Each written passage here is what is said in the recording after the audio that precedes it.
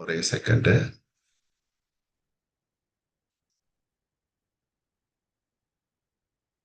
Live streaming on ஆயிடுச்சு. நான் வந்து லிங்க் ஓபன் பண்ணிட்டு ஒரே செகண்ட். காப்பி எக்கோ சேம்பர்ல போடட்டும். உள்ள வர வச்சுருங்க, உள்ள வர வச்சுங்க, உள்ள வர வச்சுங்க. ஆ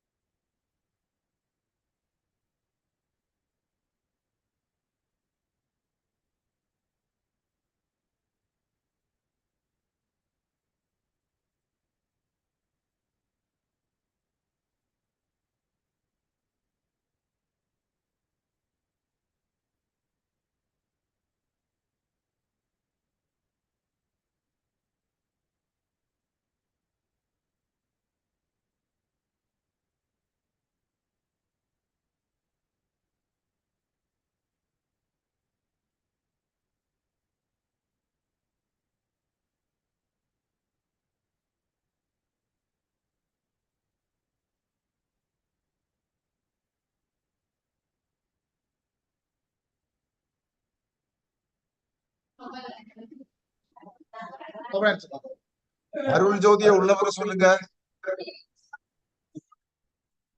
சார் ஒரே நிமிஷம் வந்துடுறாரு சார். ஒரே நிமிஷம்.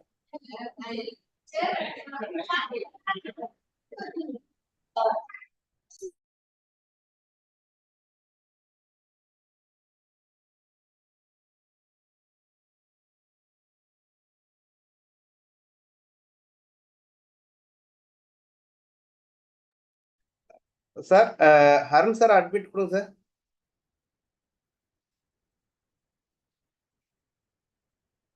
ஐடிசி அருண் ஜோதி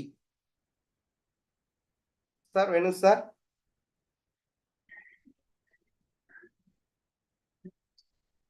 ஸ்டார்ட் பண்றாங்க. ஓகே ஓகே ஸ்டார்ட் பண்ணிட்டேன் சார்.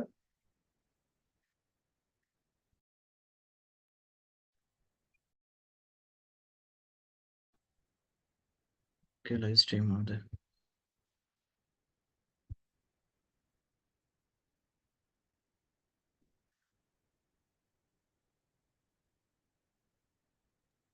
ப்ரோக்ராம் ஸ்டார்ட் பண்ணுங்க. Everything is working. Okay sir, thank you sir, thank you so much sir. Thank you sir. Sir sir connect ஆயிடுச்சுங்க சார்.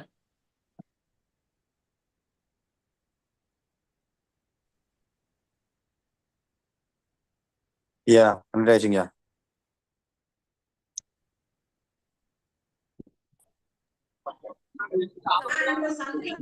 ஸ்டார்ட் பண்ணுங்க. Everything is working. Thank you.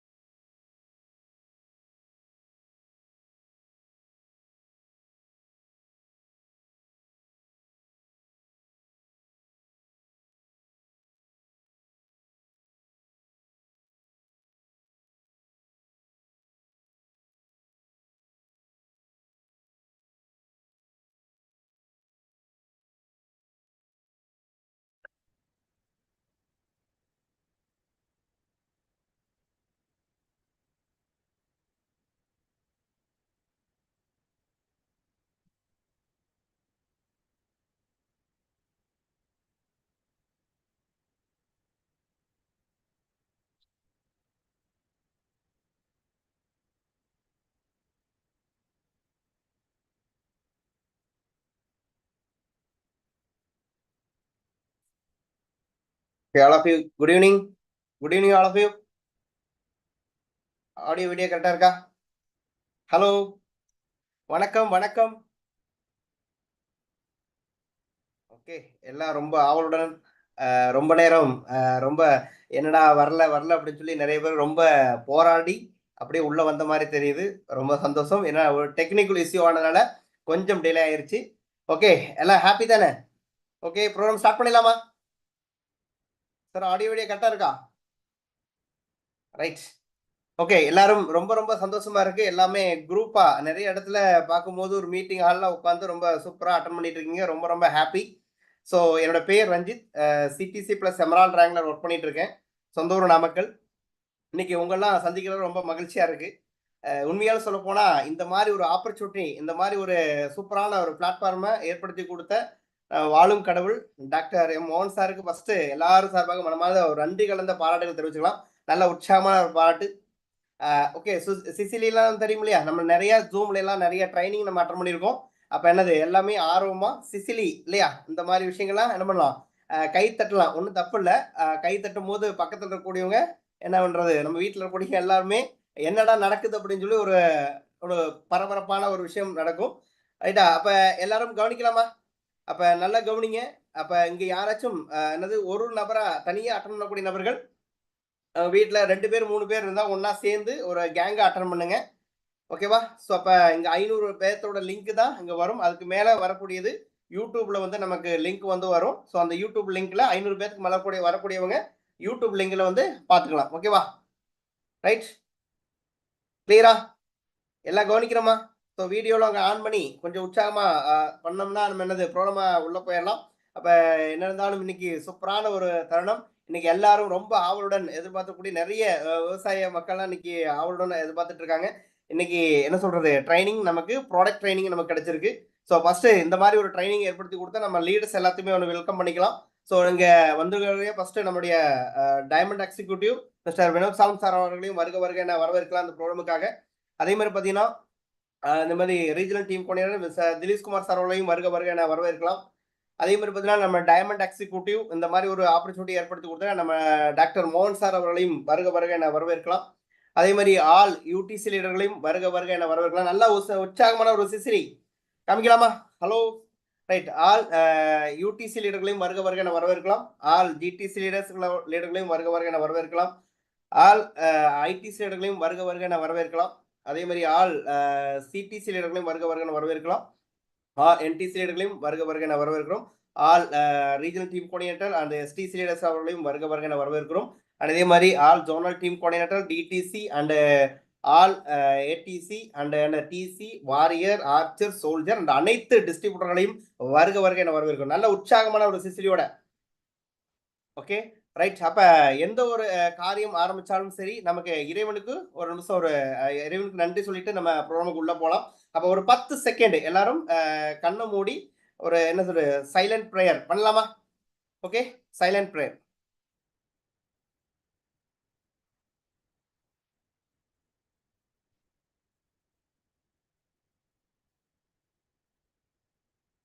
Okay, thank you ladders. Okay, thank you. அப்ப இன்னைக்கு நம்ம நடக்கக்கூடிய ஒரு training கண்டிப்பா எல்லாத்துக்குமே ஒரு பெரிய ஒரு புரட்சி ஏற்படுத்தக்கூடிய ஒரு எக்ஸலண்டான ட்ரைனிங் தான் இன்னைக்கு நமக்கு கிடைக்க போகுது. நான் என்ன சொல்றேன்னா இங்க வந்து எல்லா குரூப்பா அட்டன் பண்றீங்க, ரொம்ப ஹாப்பியா இருக்கு, சந்தோஷமா இருக்கு. இங்க தனியா ஒரு சில பேர் கூட நீங்க அட்டன் பண்ணிட்டு இருக்கீங்க. லிங்க் இல்லாத நபர்கள் உங்க டீமுக்கு உடனடியாக தெரியப்படுத்துங்க. யூடியூப்ல என்னது லிங்க் வந்திருக்கு, அந்த லிங்கை அட்டன் பண்ணி உள்ள வர சொல்லுங்க. அதே மாதிரி இங்க ட்ரைனிங் அட்டன் பண்ணக்கூடிய நபர்கள் எக்காரந்து கொண்டும் மொபைல் எடுத்துக்கிட்டு அவங்க அந்த பக்கம் இந்த பக்கம் நடக்கிறதோ கூடாது. ஏன்னா உங்களை இங்க நீங்க என்னென்ன பண்ணிட்டு இருக்கீங்க அப்படின்றது இங்க எல்லாம் பண்றோம். நம்ம நம்ம எல்லாத்தையும் பார்த்துட்டு இருக்கோம். ரைட்டா? ஸோ அப்ப என்னது இங்க வந்து உட்காந்து ட்ரைனிங் வந்து கரெக்டா கவனிச்சிங்க அப்படின்னா பெரிய ஒரு மாற்றம் கிடைக்கும். அப்ப இன்னைக்கு நமக்கு இந்த அக்ரி ப்ராடக்ட் ட்ரைனிங்கை வந்து கொடுக்கறதுக்காக த கிரேட் லீடர் இன்னைக்கு உண்மையால சொல்ல போனா எக்கோ சேம்பர்ல ரொம்ப ஃபாஸ்டஸ்டா அந்த பிசினஸை டெவலப் பண்ணி இன்னைக்கு ஃபாஸ்டஸ்ட் இன்னைக்கு ஐடி சேங்கான ஜொலிச்சிட்டு கூடிய நபர். இன்னைக்கு சாரை பத்தி சொல்லணும் அப்படின்னா சொல்றதுக்கு வார்த்தையே கிடையாது. எனக்கு இந்த வாய்ப்பு கொடுத்த குரு எந்த ட்ரைனிங் எடுத்தாலும் அந்த ட்ரைனிங்குள்ள அப்படியே மிங்கிள் ஆயிடுவாரு. ஸோ அந்த மாதிரி ப்ராடக்ட் ட்ரைனிங் போனால் அந்த மாதிரி ஒரு ப்ராடக்ட் உள்ள ஒரு டாக்டர் ட்ரைனிங் கொடுக்குற மாதிரி அந்த செஷன்ல உள்ள போயிடுவாரு. அது நமக்கு பிசினஸ் கிளாஸ் கொடுத்தோம்னா ஒரு என்னது மேக்ஸ் கிளாஸ்ல உட்கார்ற மாதிரி இருக்கும். ஸோ அது என்னன்னா நாங்க கூட இருந்து பார்த்துட்டு இருக்கோம். ஸோ அந்த மாதிரி ஒவ்வொரு ட்ரைனிங் எடுத்தாலும் அந்த ட்ரைனிங்குள்ள இன்வால்மெண்ட்டோட பண்ணக்கூடிய ஒரு நம்ம மனிதர் இன்னைக்கு நமக்கு அக்ரி ப்ராடக்ட் ட்ரைனிங் கொடுக்கறதுக்காக வந்திருக்காங்க. அப்ப சாரை இன்வைட் பண்ணலாமா? நீங்க எந்த அளவு உற்சாகமா ஆரவாரமா இருக்கீங்களோ அப்ப சார்ட்ட இருந்து நிறைய தகவல் நமக்கு கிடைக்கும். அப்ப இன்னைக்கு ஃபாஸ்டஸ்டா இன்னைக்கு ஐடிசி ரேங்க்ல ஒர்க் பண்ணிட்டு கூடிய founder of echo chamber mister PV Arunjoy sir அவர்களை இந்த ஸ்கிரீனுக்கு வெல்கம் பண்ணிக்கிறோம். Welcome on screen sir. நல்ல உற்சாகமான ஒரு சிசிலியோட welcome on screen sir. Okay, thank you Ranjith sir. எல்லாருக்கும் வணக்கம், குட் ஈவினிங், நமஸ்காரம். நான் பேசுறது கேக்குதுங்களா? ஓகே, கேக்குது சார். ஓகே, கேக்குது. ஓகே, அப்ப எல்லாம் நல்லா இருக்கீங்களா? ஓகே, ரொம்ப சந்தோஷம். எக்கோ சேம்பரோட மொத்த குடும்பத்தையும் வந்துட்டு ஜூம்ல சந்திக்கிறதுக்கு ஒரு வாய்ப்பு கிடைச்சதுல எல்லாருக்கும் மனமார்ந்த நன்றி தெரிவிச்சுக்கிறோம்.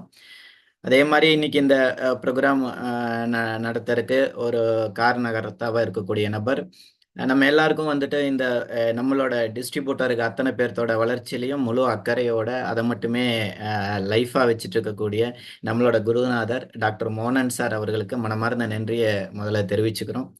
அதே மாதிரி நமக்கு ஒரு டாப் லீடராக இருந்து நமக்கு நிறைய சப்போர்ட் பண்ணி கொடுத்துட்டு இருக்கக்கூடிய நம்மளோட கிரேட் லீடர் வினோத் சாலமன் சாருக்கும் மனமார்ந்த நன்றியை தெரிவிச்சுக்கிட்டு நம்மளோட ரீஜனல் மேனேஜர் திலீஷ் சாருக்கும் மனமார்ந்த நன்றியை தெரிவிச்சுக்கிறோம்.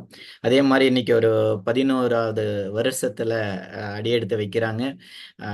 இந்த நிறைய நபர்களோட வாழ்க்கை தரத்தை முன்னேற்றுறதுக்கு இந்தியாவில் மிகப்பெரிய பங்காற்றிட்டு இருக்கக்கூடிய நம்மளுடைய கிரேட் மைலேஜ் ஸ்டைல் மேனேஜ்மெண்ட் அத்தனை பேருக்கும் மைலேஜ் ஸ்டைலுக்கும் மனமார்ந்த நன்றியை இந்த தருணத்துல தெரியப்படுத்திக்கிறோம். எனக்கு இந்த பிஸ்னஸ் ஆப்பர்ச்சுனிட்டி கொடுத்த mister Binesh sir, mister PK. Manikandan sir, mister Rajesh sir, mister Manoj sir அவங்களுக்கும் மனமார்ந்த நன்றியை தெரிவிச்சுக்கிட்டு இங்க இந்த ப்ரோக்ராமுக்கு வந்திருக்கக்கூடிய எல்லா டாப் லீடர்ஸும் எக்கோ சேம்பரோட founder leaders, vice president leaders அத்தனை பேரையுமே அதே மாதிரி டிஸ்ட்ரிபியூட்டர்ஸ் அத்தனை பேரையுமே வருக வருகன வரவேற்கிறோம். உங்க அத்தனை பேருக்கு மனமார்ந்த நன்றியும் தெரிவிச்சுக்கிறோம். அப்போ என்னோட பேர் அருண்ஜோதி. சொந்த ஊர் பார்த்தீங்கன்னா திருப்பூருக்கு அந்த பக்கம் பெத்திக்குட்டை கிராமம். படித்தது பிஎஸ்சி கம்ப்யூட்டர் சயின்ஸ். திருப்பூரில் வேலை பார்த்துக்கிட்டு அதுக்கப்புறம் சொந்தமாக தொழில் பண்ணணுன்னு ஒரு எம்ப்ராய்டரி கம்பெனி நடத்திட்டு அதில் பெரிய ஒரு பொருளாதார வளர்ச்சி கிடைக்காதனால மைலேஜில் பிஸ்னஸ் ஆப்பர்ச்சுனிட்டி கிடைச்சி அதை ஒரு 5 மாதம் சரியாக செய்யாமல் அதுக்கப்புறம் மைலேஜில் என்னன்னு சரியாக புரிஞ்சதுக்கப்புறமா ஒரு 3 மாதம் பார்ட் டைம் பண்ண அதுக்கப்புறம் ஃபுல் டைம் பண்ணிட்டோம். இன்னைக்கு பார்த்தீங்கன்னா கிட்டத்தட்ட 7 வருஷம் ஆகுது மைலேஜில் பிஸ்னஸோட அனுபவம்னு சொல்கிறது. ஓகேங்களா? இன்னைக்கு திருப்பூர்ல செட்டில்டு. இன்னைக்கு இன்டர்நேஷனல் டீம் கோஆர்டினேட்டர் அப்படிங்கிற ரேங்க்ல மைலேஜ் பிஸ்னஸ் பண்ணிட்டு இருக்கோம் ஃபுல் டைமா. ஓகேங்களா? இதுல இன்னைக்கு ப்ரோக்ராம் முழுக்க இண்டி அக்ரோங்கிற விவசாயத்துக்காக நம்ம மைலேஜில் இருக்கக்கூடிய ப்ராடக்டை பத்தின பேசிக்கான ஒரு ட்ரைனிங் ப்ரோக்ராம். இந்த அக்ரி ப்ராடக்ட் என்னன்னு இது வரைக்கும் அறிமுகமாய் ஆகாத விவசாயிகளுக்கும் டிஸ்ட்ரிபியூட்டர்களுக்குமான ஒரு ட்ரைனிங் ப்ரோக்ராம் இது. இந்த இண்டி அக்ரோ ப்ராடக்ட் கிட்டத்தட்ட 5 வருஷத்துக்கு மேலே நம்மளோட பிஸ்னஸில் இருந்துக்கிட்டு இருக்கு. இந்தியா ஃபுல்லாக கொடுத்துட்டு இருக்கோம். அதில் அட்வான்ஸாக வந்து இப்போ 2 வருஷமாக சூப்பரான ரிசல்ட் கிடைச்சிக்கிட்டு இருக்கு. ஸோ ஆரம்பத்திலிருந்து இந்த ப்ராடக்டை வந்து ப்ரொமோட் பண்ணிட்டு இருக்கோம். தமிழ்நாட்டிலையும் சரி கேரளாலையும் சரி நிறைய இடங்களில் கொடுத்து சூப்பரான ரிசல்ட் எடுத்திருக்கோம். கிட்டத்தட்ட பார்த்தீங்கன்னா ஒரு என்ன சொல்கிறது ஒரு 99% எல்லா பயிர்களுக்குமே கொடுத்து ரிசல்ட் எடுத்துட்டோம். நமக்கு நார்மலாக ஒரு வயல்ல ஆரம்பிச்சு மழை கம்மியா இருக்கக்கூடிய வறண்ட மாவட்டங்கள்ல இருந்து அதுக்கப்புறம் பார்த்தீங்கன்னா ஊட்டி பக்கம்லாம் டீ எஸ்டேட்டு காஃபி எஸ்டேட் வரைக்கும் எல்லா பயிர்களுக்குமே கொடுத்து நிறைய ரிசல்ட் எடுத்திருக்கோம்.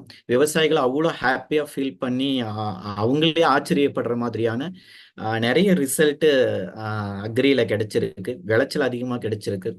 ஸோ அதோட கண்ணுல பார்த்தது அனுபவிச்சது இது எல்லாத்தையும் வச்சு அது போக நம்மளோட மேனேஜ்மெண்ட்ல இருந்து லீடர்ஸ் கிட்ட இருந்து கிடைச்ச ட்ரைனிங் இது எல்லாத்தையும் ஒன்று சேர்த்தி தான் ஒரு டிஸ்ட்ரிபியூட்டருக்கோ இல்லை புதுசா இந்த ப்ராடக்ட் என்னன்னு தெரியாத விவசாயிகளுக்கு இந்த பொருள் என்னன்னு பேசிக்கா விளக்கம் கொடுக்கறதுக்கு தான் இந்த ட்ரைனிங்க்கு நான் வந்திருக்கேன். ஓகேங்களா? ஸோ இந்த பொருளை வந்துட்டு நேரடியாக தோட்டங்களில் நிறைய இடத்துல போய் கொடுத்துருக்கோம். அங்கிருந்து நிறைய ஃபீட்பேக் கிடைச்சிருக்கு. அந்த அனுபவமும் ப்ளஸ் இந்த ப்ராடக்ட்டை பற்றி எனக்கு தெரிஞ்ச விஷயத்தையும் அடுத்து ஒரு 1 ஹவருக்கு வந்துட்டு உங்களுக்கு சொல்லி கொடுக்கலான்ட்டு இருக்கேன். பேசலாங்களா? பேசலாம்னா எல்லாரும் கொஞ்சம் சிசிலி காட்டலாம். ஏன்னா கை இப்படியும் தட்டலாம், இல்லைன்னா இப்படி தட்டினாலும் அது கை தட்டல் மாதிரி தான் ஜூமை பொறுத்த வரைக்கும். ஓகே, அப்போ இந்த மாதிரி ஒரு ப்ரோக்ராமுக்கு வந்திருக்கக்கூடிய உங்க அத்தனை பேரையுமே எக்கோ சேம்பர் சார்பாக வருக வருகன்னு வரவேற்கிறோம். ரொம்ப ஸ்பெஷலா ஒருத்தங்களை வெல்கம் பண்ணணும்னா கண்டிப்பா இந்த ப்ரோக்ராமுக்கு வந்திருக்கக்கூடிய விவசாயம் பண்ணிட்டு இருக்கக்கூடிய நபர்களை தான் வணக்கம் சொல்லி வரவேற்கிறோம் எக்கோ சேம்பர் சார்பாக. ஏன்னா இன்னைக்கு விவசாயம் பண்றது அப்படிங்கிறது பெரிய ஒரு சேலஞ்சான ஒரு விஷயம். அதை நீங்க செஞ்சிட்டு இருக்கீங்க. எந்த தொழில் என்ன ஆனாலும் சரி, கடைசியில ஏர் பின்னாடிதான் எல்லாரும் போய் நின்று ஆகணும் அப்படின்னு சொல்லுவாங்க, திருக்குறளே சொல்லியிருக்காங்க. ஸோ அந்த மாதிரி இன்னைக்கு விவசாயம் பண்ணி ஊருக்கே எங்களுக்கே எல்லாருக்கும் சோறு போட்டுட்டு இருக்கிற விவசாயிகள் அத்தனை பேருக்கும் மனமார்ந்த நன்றியும் தெரிவிச்சுக்கிட்டு இந்த ப்ரோக்ராமுக்கு எக்கோ சேம்பர் சார்பா வருக வருகன்னு வரவேற்கிறோம். ஓகேங்களா? அப்போ டைம்ல ஸ்பீடா வந்துட்டு நம்ம ட்ரைனிங்குள்ள போகலாம். நான் வந்துட்டு ஒரு ஸ்க்ரீன் ஷேர் பண்றேன். எல்லாரும் கொஞ்சம் அதை கவனிங்க.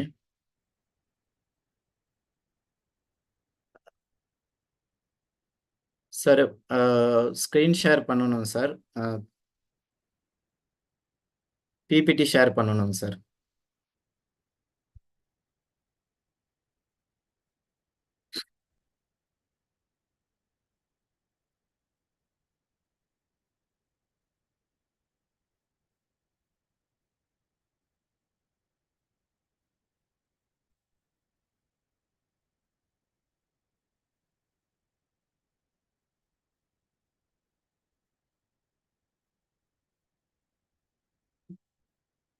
ஒரு நிமிஷம் லேடிஸ்.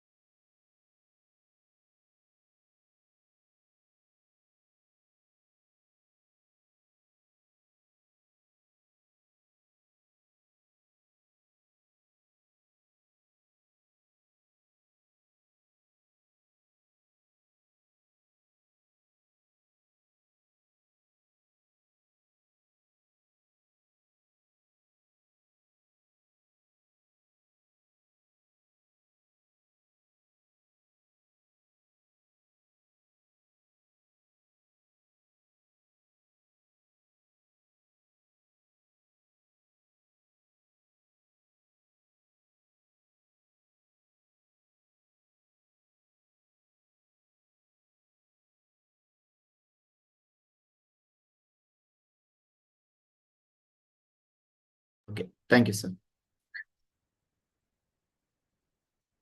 ஓகே, லீடர்ஸ் நான் ஷேர் பண்றது தெரியுதுங்களா? நான் பேசுறது கேக்குதா? கொஞ்சம் தம்ஸ் அப் காட்டலாமே. ஓகே, மணி பாரதி கே தம்ஸ் அப் காட்டுறாங்க. மலேஸ் எம் ஓகே, நீங்கெல்லாம் எனக்கு தெரியுறீங்க. வீடியோ ஆஃப் பண்ணி வச்சிருக்கிறவங்க இந்த ஹேண்ட் ரைஸ் பண்ணி இருக்காதீங்க, அதை ஹேண்ட்ஸ் டவுன் பண்ணுங்க. வீடியோ ஆஃப் பண்ணி வச்சிருக்கிறவங்க. ராஜா, எது ராஜா? எஸ் ராஜா ஸ்டார்பல், கொஞ்சம் ஹேண்ட்ஸ் டவுன் பண்ணுங்க. வெல்த் அசோக், கொஞ்சம் ஹேண்ட்ஸ் டவுன் பண்ணுங்க, இல்லாட்டி வீடியோ ஆன் பண்ணுங்க. ஏன்னா நீங்க ஃப்ரண்ட்ல எல்லாம் தெரியறதுனால உங்களோட ரியாக்ஷன்ஸ் எனக்கு பார்க்க முடியல, வீடியோ ஆஃப்ல இருக்கிறதுனால. ஸோ நீங்க வீடியோ ஆன் பண்ணி ரியாக்ட் பண்ணா தான் எனக்கு இங்க பண்ண முடியும், ப்ரெசன்டேஷன் பண்ண முடியும். கொஞ்சம் வீடியோ ஆன் பண்ணுங்க, இல்லாட்டி ஹேண்ட் ரைஸ் பண்ணியிருக்கிறதெல்லாம் ஹேண்ட்ஸ் டவுன் பண்ணிக்கோங்க. ஓகே லீடர்ஸ், அப்போ நம்ம ட்ரைனிங்குள்ள போகலாம். India grow product, India agri, India grow அப்படின்னு சொல்லலாம், இந்தியா அக்ரோன்னு சொல்லலாம். ஸோ அதை மீன் பண்ணி தான் இந்தியா க்ரோன்னு நமக்கு நம்மளோட பிராண்டுக்கு பேர் வச்சிருக்காங்க. இப்போ நமக்கு எல்லாருக்கும் வந்து இருக்கக்கூடிய ஒரு மனநிலை என்ன நினைச்சுக்கிட்டு இருக்கோம்னா, இந்தியாவில் வந்துட்டு கெமிக்கல் உரமோ இல்லை கெமிக்கல் மருந்துகளும் தான் அதிகமாக பயன்படுத்துகிறாங்க. இயற்கை விவசாயம் வந்து யாரும் வந்து பண்றது இல்லை. அந்த மாதிரியான ஒரு கற்பனை வந்து நமக்கு இருக்கலாம். எனக்கும் வந்துட்டு ஆரம்பத்தில் அது இருந்தது.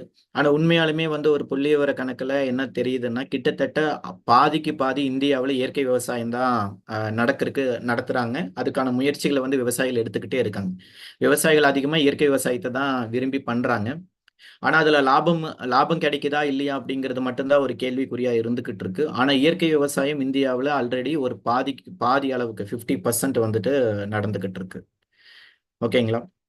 அது மட்டும் இல்லாம இந்திய அரசாங்கம் இன்னைக்கு முழுக்க முழுக்க இயற்கை விவசாய நாடா இந்தியாவை மாத்தணுங்கிறதுல ரொம்ப முனைப்பா செயல்பட்டுக்கிட்டு இருக்காங்க. அதுக்காக நிறைய திட்டங்களை கொண்டு வந்து நடைமுறைப்படுத்திட்டு இருக்காங்க.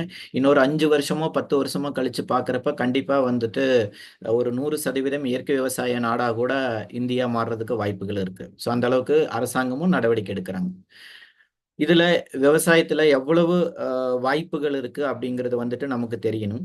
ஏன்னா இங்க வந்திருக்கிற விவசாயிகளுக்கான ஒரு ட்ரைனிங் ப்ரோக்ராம் தான் முக்கியமா இது. இந்த அதே நேரத்துல எவ்வளவு விவசாயம் நடக்குதுன்னு ஒரு விவசாயிக்கும் ஒரு நாலேஜ் வேணும். டிஸ்ட்ரிபியூட்டரா இருக்கிற நமக்கும் நாலேஜ் வேணும். அப்பதான் நமக்கு வந்துட்டு இந்த நம்மளோட இந்தியா க்ரோ ப்ராடக்டை எத்தனை விவசாயிகளுக்கு எவ்வளவு இடத்துல கொண்டு போய் சேர்க்கணும் அப்படிங்கிறது நமக்கு கொஞ்சம் புரிய வரும். அப்ப இந்தியாவுல கணக்குப்படி பார்த்தா கிட்டத்தட்ட 43,96,60,000 ஏக்கர் விவசாய நிலம் இருக்குங்க. கிட்டத்தட்ட 44 கோடி ஏக்கர் விவசாய நிலம் இருக்கு. இது புள்ளிவிவர கணக்கு கவர்மெண்டோட வெப்சைட்ல இருந்து எடுத்ததுதான். ஸ்கொயர் கிலோமீட்டர்ல இருக்கிறது ஏக்கரால் கன்வெர்ட் பண்ணிக்க கிட்டத்தட்ட 44 கோடி ஏக்கர் விவசாய நிலம் இந்தியாவில் இருக்கு. தமிழ்நாட்டுல பாத்தீங்க அப்படின்னா 1,49,06,846 ஏக்கர் விவசாய நிலம் தமிழ்நாட்டிலையும் இருக்குங்க. தமிழ்நாட்டுல கிட்டத்தட்ட 1.5 கோடி ஏக்கர் 1.5 கோடி ஏக்கர் விவசாய நிலம் தமிழ்நாட்டுல இருக்கு. அவ்வளவு பெரிய அளவுல விவசாயம் நடக்குது. இந்தியா ஒரு விவசாய நாடுன்னு தெரியும். பட் இந்த டீட்டெயில் நமக்கு தெரியாது. தமிழ்நாட்டுல 1.5 கோடிக்கு இருக்கு. கேரளாலையும் நிறைய இருக்கு. இந்த மாதிரி இருக்கு. ஒரு உதாரணத்துக்கு 1-2 மாவட்டங்களோட கணக்கு பார்ப்போம். இப்போ நான் திருப்பூர்ல இருக்கிறதுனால பக்கத்துல இருக்கிற ஒரு ஈரோடு மாவட்டத்தோட கணக்கு பார்த்தா 4,19,440 ஏக்கர் விவசாய நிலம் ஈரோட்டில் இருக்குங்க. 4 லட்சம் ஏக்கர்னு கூட வச்சுக்கோங்க. பக்கத்துல ஈரோடு மாவட்டம் அந்த அளவுக்கு இருக்கு. இது தமிழ்நாடு கவர்மெண்டோட அக்ரிகல்ச்சர் டிபார்ட்மெண்ட்டோட ரிப்போர்ட் படி நான் சொல்லிட்டு இருக்கக்கூடிய ஒரு கணக்கு. அதே அடுத்த சேலம் மாவட்டத்துல பாத்தீங்கன்னா 5,43,740 ஏக்கர் விவசாய நிலம் சேலம் மாவட்டத்துல இருக்கு. அப்ப இதே அளவுக்கு எல்லா மாவட்டத்திலும் இருக்குன்னு சொல்ல முடியாது. ஒரு சில மாவட்டங்களோட பரப்பளவு கம்மியா இருக்கும். அப்படி அந்த நகர ஊரு மக்கள் தொகை அதிகமா இருக்கும். அங்க பாத்தீங்கன்னா விவசாய நிலம் கம்மியா இருக்கு. அப்படியெல்லாம் இருக்கு. எல்லா மாவட்டத்திலயும் 4 லட்சம் ஏக்கர் 5 லட்சம் ஏக்கர் விவசாயம் இருக்குன்னு சொல்ல முடியாது. ஆனா எப்படி பார்த்தாலும் ஒரு 2 லட்சம் ஏக்கர் விவசாயமாச்சு எல்லா மாவட்டத்திலையுமே சராசரியா நடக்குதுன்னு நம்மளால பார்க்க முடியுது. இதுல நல்ல நீர்ப்பாசனம் கிடைச்சு, மழையும் கிடைச்சு, நீர்ப்பாசனமும் வாய்க்கால் பாசனம் இதெல்லாம் கிடைச்சு விவசாயம் நடக்கக்கூடிய மாவட்டங்கள்ல 4 லட்சம் ஏக்கரோ 5 லட்சம் ஏக்கரோ 3 லட்சம் ஏக்கரோ நடக்கலாம். மழையை மட்டுமே நம்பி விவசாயம் பண்ணக்கூடிய சில மாவட்டங்கள் இருக்கு. ராமநாதபுரம், சிவகங்கை மாவட்டங்கள் மாதிரி கொஞ்சம் வறண்ட மாவட்டங்கள்லாம் இருக்கு. அங்க கூட பாத்தீங்கன்னா மினிமம் 2 லட்சம் ஏக்கராச்சும் சராசரியா விவசாயம் நடக்குதுங்க. விவசாய நிலம் கணக்கு அதிகமா இருக்கு. அதுல 1 போகம் விளையிறது, 2 போகம் விளையிறது, 3 போகம் விளையிறதுங்கிறது மாற்றங்கள் இருக்கு. எல்லா மாவட்டத்துக்கும் ஒரே மாதிரி இருக்காது. எப்படி பார்த்தாலும் சராசரியா ஒரு மாவட்டத்துக்கு 2 லட்சம் ஏக்கர் விவசாயமாச்சும் நடந்துகிட்டு இருக்கு. இது மட்டும் நீங்க மைண்ட்ல வச்சா போதும். உங்களோட மாவட்டத்தை பத்தி இன்னும் அதிகமா தெரியணும்னா நீங்க ட்ரை பண்ணி நீங்க வெப்சைட்ல பார்த்தாலும் தமிழ்நாடு கவர்மெண்டோட வெப்சைட் பார்த்தாலும் கூட நீங்க தெரிஞ்சுக்க முடியும். ஓகேங்களா? அடுத்து உங்களோட மாவட்டத்துல ஒரு 2 லட்சம் ஏக்கர் விவசாய நிலம் தான் இருக்குதுன்னு ஒரு உதாரணத்துக்கு ஆவரேஜ் ஒரு கணக்கு வச்சுட்டீங்கன்னா, இந்த 2 லட்சம் ஏக்கர் விவசாய நிலத்துல நம்மளோட இந்திய குரோ ப்ராடக்ட் குறைஞ்சபட்சம் மாசம் 2000 ரூபாய்க்காச்சும் கொடுக்க முடியும். மாசம் ஒரு 2000 ரூபாய்க்கு ஆவரேஜா கொடுக்கலாம். அதிகமாகவும் இருக்கு, கம்மியாகவும் இருக்கு. ஒரு பயிரை பொறுத்து அவங்க என்ன பயிர் பண்றாங்கிறத பொறுத்து மாறும். சராசரியா மாசத்துக்கு ஒரு 2000 ரூபாய்க்கு கொடுக்கலாம். வருஷத்துக்கு பாக்குறப்போ ஒரு 24,000 ரூபாய்க்கு அங்கிறது ரொம்ப கம்மி அமௌண்ட் தான். விவசாயத்துக்கு அவங்க பண்ணக்கூடிய மருந்து உரம் செலவெல்லாம் பாக்குறப்போ நம்மளோடது எடுத்து பண்றப்போ ரொம்ப கம்மியா போட்டாலும் கூட 2000 ரூபாங்கிறது நடக்கும். அப்போ ஒரு மாவட்டத்துல மினிமம் ஒரு 40 கோடி ரூபாயோட வியாபாரம் ஒரு மாவட்டத்திலேயே பண்ண முடியும். டேர்ன் ஓவர் மாசம் மாசம் ஒரு 40 கோடி ரூபாயோட டேர்ன் ஓவர் எடுக்க முடியுங்கிற ஒரு சுச்சுவேஷன் இருக்கு. ஸோ இது எவ்வளவோ பிரம்மாண்டமா இருந்துட்டு போட்டும், ஒரு டிஸ்ட்ரிபியூட்டரா நீங்க பார்க்க வேண்டிய ஒரு விஷயம், ஒரு 1000 ஏக்கர் அளவுக்கு நீங்க கொடுக்க முடிஞ்சாலும் கூட ஆயிரக்கணக்கான ஏக்கர் கொடுக்க வேண்டாம். ஒரு 1000 ஏக்கருக்கு மட்டும் நீங்க கொடுக்க முடியுதுன்னா, ஒரு 1000 ஏக்கருக்கு கொடுக்குறீங்க, 2000 ரூபாய் ஒரு மாசத்துக்கு ஒரு விவசாயிக்கு கொடுக்குறீங்கனாலும் உங்களால 20 லட்சம் ரூபாய் டேர்ன் ஓவர் பண்ண முடியும். அப்ப 20 லட்சம் ரூபாய் டேர்ன் ஓவர் ஒவ்வொரு மாசமும் உங்களுக்கு பண்ண முடியும். அதுல உங்களுக்கு கிடைக்கக்கூடிய வருமானம் எஸ்டிபி மற்ற இன்கம் எல்லாம் சேர்த்து பார்க்கறப்போ ஒரு லட்சம் ரூபாய் வருமானம் உங்களுக்கு எடுக்க முடியும். ஒரு 1000 ஏக்கருக்கு உங்களால இந்திய குரோ கொடுக்க முடிஞ்சா. இதுல ரொம்ப முக்கியமா யோசிக்கிறது, இது ஏன் வந்துட்டு விவசாயிகிட்ட எதுக்காக பேசிக்கிட்டு இருக்கோம் அப்படின்னா, எனக்கு என் தோட்டத்துல இருக்கக்கூடிய விளைய வைக்கிறதுக்கு என்ன வழின்னு பாக்குறதுக்கு தான் நிறைய விவசாயிகள் வந்து உட்கார்ந்துருப்பீங்க. ஆனா இது எதுக்கு நான் இங்க இதை சொல்றோம்னா, நீங்க இதுக்கு முன்னாடி இந்த இந்த இங்க வந்துட்டு டிஸ்ட்ரிபியூட்டர் அப்படிங்கிறவங்க தனியா கம்பெனி அப்பாயின்மெண்ட் பண்ணி வந்தவங்க இல்லை இங்க டிஸ்ட்ரிபியூட்டர். இன்னைக்கு நீங்க ஒரு விவசாயா நீங்க ஒரு உரமோ மருந்தோ வாங்கி பயன்படுத்துறீங்க. அதை பத்தி தான் நான் நிறைய விளக்கம் கொடுக்க போறேன். சப்போஸ் அது உங்களுக்கு திருப்தியா இருக்கிற பட்சத்துல நீங்களே நாளைக்கு டிஸ்ட்ரிபியூட்டர் ஆவீங்க. நீங்களே நாளைக்கு 100 தோட்டத்துக்கு கொடுக்கலாம். நீங்களே நாளைக்கு 500 ஏக்கருக்கு கொடுக்கலாம், 1000 ஏக்கருக்கு கொடுக்கலாம். யார் இன்னைக்கு விவசாயம் இருக்கிற நீங்க கொடுக்கலாம். நீங்களே டிஸ்ட்ரிபியூட்டர் ஆவீங்க. நாளைக்கு உங்களுக்கு விவசாயத்துல இருந்து கிடைக்கக்கூடிய பலன் மட்டும் இல்லாம இங்க டிஸ்ட்ரிபியூட்டரா இருந்து கூட உங்களுக்கு இதுல இருந்து ஒரு வருமானம் கிடைக்கும். இன்னைக்கு உங்களை அறிமுகப்படுத்துறவர் தான் டிஸ்ட்ரிபியூட்டர். இதே 1 மாசம் கழிச்சு 2 மாசம் கழிச்சு நீங்களும் டிஸ்ட்ரிபியூட்டர் தான். அதுக்குன்னு நீங்க தனியா காசெல்லாம் எதுவும் கட்ட தேவையில்லை. நீங்க இதுக்குன்னு தனியா பெரிய கடை போடணுங்கிற எந்த அவசியமும் இல்லை. நீங்க உங்களுக்கு தெரிஞ்ச விவசாயிகளுக்கு இதை ரெக்கமெண்ட் பண்ணி கொடுக்கறது மூலியமா இதுல இருந்து ஒரு வருமானமும் இருக்கு. அததான் உங்களுக்கு சொல்ல போறோம். ஸோ உங்களுக்கு இங்க உங்களோட விவசாயத்தை லாபகரமா நல்லபடியா மண்ணை வளமா வச்சுக்கிட்டு நடத்துறதுக்கான வாய்ப்பு நிறைய இருக்கு. அதுதான் நம்ம அடுத்த 1 மணி நேரத்துக்கு நம்ம பேச போறோம். அது மூலியமா கூடுதலா ஒரு வருமானம் பண்றதுக்கான சோர்ஸும் ஃப்ரீயா அப்படி ஒரு சான்ஸும் இதுக்குள்ள இருக்கு. அது மூலியமா இவ்வளவு இன்கமும் உங்களால எடுக்க முடியும். ஓகேங்களா? ஸோ டிஸ்ட்ரிபியூட்டர்ஸ் கண்டிப்பா வந்து நான் பேசுற விஷயம் கண்டிப்பா உங்களுக்கு புரியும். ஓகே, இது எப்படி பண்றதுன்றாலும் நம்மளோட எக்கோ சேம்பர்ல நமக்குன்னு சொல்லிட்டு சில பிசினஸ் எத்திக்ஸ்ன்னு சொல்லிட்டு இருக்கு. அதுல ரொம்ப முக்கியமா இந்திய குரோவை பொறுத்த வரைக்கும் நமக்கான ஒரு எத்திக்ஸ் அப்படின்னு பார்த்தா, அதாவது ஒரு தர்மம் அப்படின்னு பார்த்தா, முதல்ல வந்து ஒரு விவசாயிக்கு கூட நல்ல ஒரு ரிலேஷன்ஷிப் தான் நமக்கு தேவை. எவ்வளவுக்கு விற்க போறோம் அப்படிங்கறதெல்லாம் ஒரு விஷயம் இல்லை. அவங்க கூட ஒரு நல்ல ரிலேஷன்ஷிப் ஃபர்ஸ்ட் வேணும். அந்த விவசாயிக்கு எவ்வளவு நல்லது நம்ம பண்ண முடியும் அப்படிங்கறத நம்ம இங்க பாக்குறோம். அதுதான் வந்துட்டு எக்கோ சேம்பரோட ஃபர்ஸ்ட் டார்கெட்டா இருக்கு. விவசாயிகளுக்கு அவங்களுக்கு ஏதாச்சும் ஆல்ரெடி ஒரு சிரமம் இருக்கு, ஒரு பூச்சி பிரச்சனையோ ஒரு புழு பிரச்சனையோ இல்ல மண்ணோட பிரச்சனைகளோ இல்ல வந்து விளைச்சல் கிடைக்கலைங்கிற பிரச்சனைகளோ என்ன பிரச்சனை இருக்கோ அந்த பிரச்சனைக்கு நம்மளோட ப்ராடக்ட் மூலியமா சரியா என்ன தீர்வு கொடுக்க முடியுமோ அதுதான் நமக்கு ஃபர்ஸ்ட். அவங்களுக்கும் நமக்குமான ரிலேஷன்ஷிப் தான் ஃபர்ஸ்ட் நம்ம பார்க்கணும். அதுக்கு செகண்ட் தான் வந்துட்டு நமக்கு பிஸ்னஸ் அப்படிங்கிறது.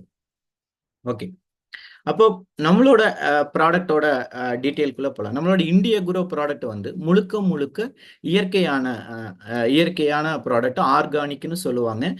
லோக்கல்ல பயோன்னு சொல்லுவாங்க. இப்போ பயோன்னு சொன்னாலும் ஆர்கானிக்னு சொன்னாலும் ரெண்டு வந்து ஒரே மீனிங் தான். ஸோ நம்மளோடது வந்து முழுக்க ஆர்கானிக் ப்ராடக்ட்ஸாக இருக்கு. உரமும் சரி மருந்துகளும் சரி எல்லாமே நம்மளோடது 100% ஆர்கானிக்.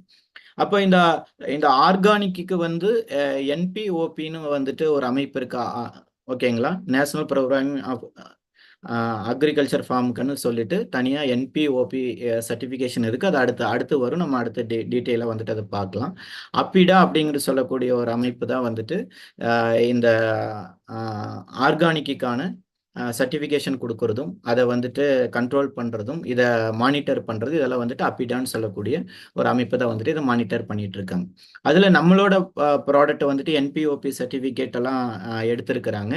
அதே மாதிரி விரிக்ஷா ஆயுர்வேதா கான்செப்ட்ஸ் அப்படின்னு சொல்லிட்டு அந்த பேஸில் தான் வந்து நம்மளோட ப்ராடக்ட் எல்லாம் வந்து தயாரிக்கப்படும். அதாவது எப்படி வந்து மனுஷ உடம்புக்கு வந்து ஆயுர்வேதத்தை பற்றி நம்ம முன்னோர்கள் எழுதி வச்சிருந்தாங்களோ அது அந்த மாதிரி ஒரு பயிருக்கான ஒரு ட்ரீட்மெண்ட் இல்லை பயிருக்கான ஒரு மருத்துவம் அந்த மாதிரி எழுதி வச்சது தான் இந்த விரிக்ஷா ஆயுர்வேதான்னு சொல்றது. அந்த முறையில் வந்துட்டு தயார் பண்ணுறாங்க நம்மளோட ப்ராடக்டை. ஓகேங்களா? ஸோ இன்னைக்கு இருக்கக்கூடிய இந்த இந்தியன் கவர்மெண்ட் வச்சிருக்கக்கூடிய இந்த அப்பிட்டாவோட ரூல்ஸ் அண்ட் ரெகுலேஷன்ஸ் படி பார்க்குறப்போ பயோ ஸ்டிமுலண்ட் ஆக்ட் அப்படின்னு சொல்லிட்டு இயற்கை விவசாயத்துக்குன்னு ரூல்ஸ் சட்டம் கொண்டு வந்திருக்காங்க. ஸோ நம்மளோட ப்ராடக்ட் வந்து இந்த பயோ ஸ்டிமுலண்ட் ஆக்டுக்கு கீழே தான் வரும். இந்த ஓஃபார்ம் சர்டிஃபிகேட்டுங்கிறது பெரும்பாலும் வந்து இந்த கெமிக்கல் சர்டிஃபிகேட் உரக்கடை வச்சிருக்கிறவங்கள பயன்படுத்துவாங்க.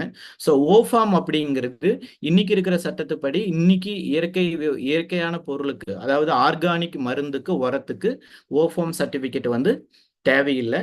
ஸோ நம்மளோடது பயோ ஸ்டிமுலண்ட் ஆக்டுக்கு கீழே வரக்கூடியது. ரெண்டாவது G2 certificate, G3 certificate, G1 சர்டிஃபிகேட்னு சொல்லிட்டு இப்போ புது ரூல்ஸ் அண்ட் ரெகுலேஷன்ஸ் கொண்டு வந்திருக்காங்க. அதில் இப்போ G2 சர்டிஃபிகேட் கவர்மெண்ட் வந்து நடைமுறைப்படுத்திட்டாங்க. அதுபடி நம்மளோட ப்ராடக்ட் வந்து இந்தியா குரோ ப்ராடக்ட் வந்து G2 சர்டிஃபிகேட்டும் நம்ம கிட்ட ஆல்ரெடி இருக்குங்க. ஓகேங்களா? ஸோ இந்திய அரசாங்கம் இயற்கை விவசாயத்துக்கு என்னெல்லாம் சர்டிஃபிகேட் வச்சிருக்காங்களோ, என்னெல்லாம் அனுமதி வாங்கணும்னு வச்சிருக்காங்களோ அது ஆல்ரெடி வந்துட்டு நம்மளோட ப்ராடக்ட் வாங்கிருச்சு. ஓகேங்களா?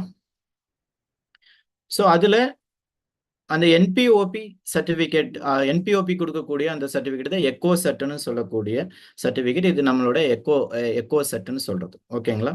நம்மளோட எல்லா ப்ராடக்ட்டும் இருக்கு. இப்போ ரைட் சைடு பேஜில் பார்த்தீங்கன்னா தெரியும், நம்மளோட எல்லா ப்ராடக்டோட பேரும் போட்டு இந்த எக்கோ செட் நமக்குன்னு கொடுத்துருக்காங்க. ஸோ இது எங்கிருந்து வருது அப்படின்னு பார்த்தீங்கன்னா, நமக்கு மினிஸ்ட்ரி ஆஃப் காமர்ஸ் அண்ட் இண்டஸ்ட்ரின்னு ஒரு டிபார்ட்மெண்ட் இந்திய அளவில் இருக்கு.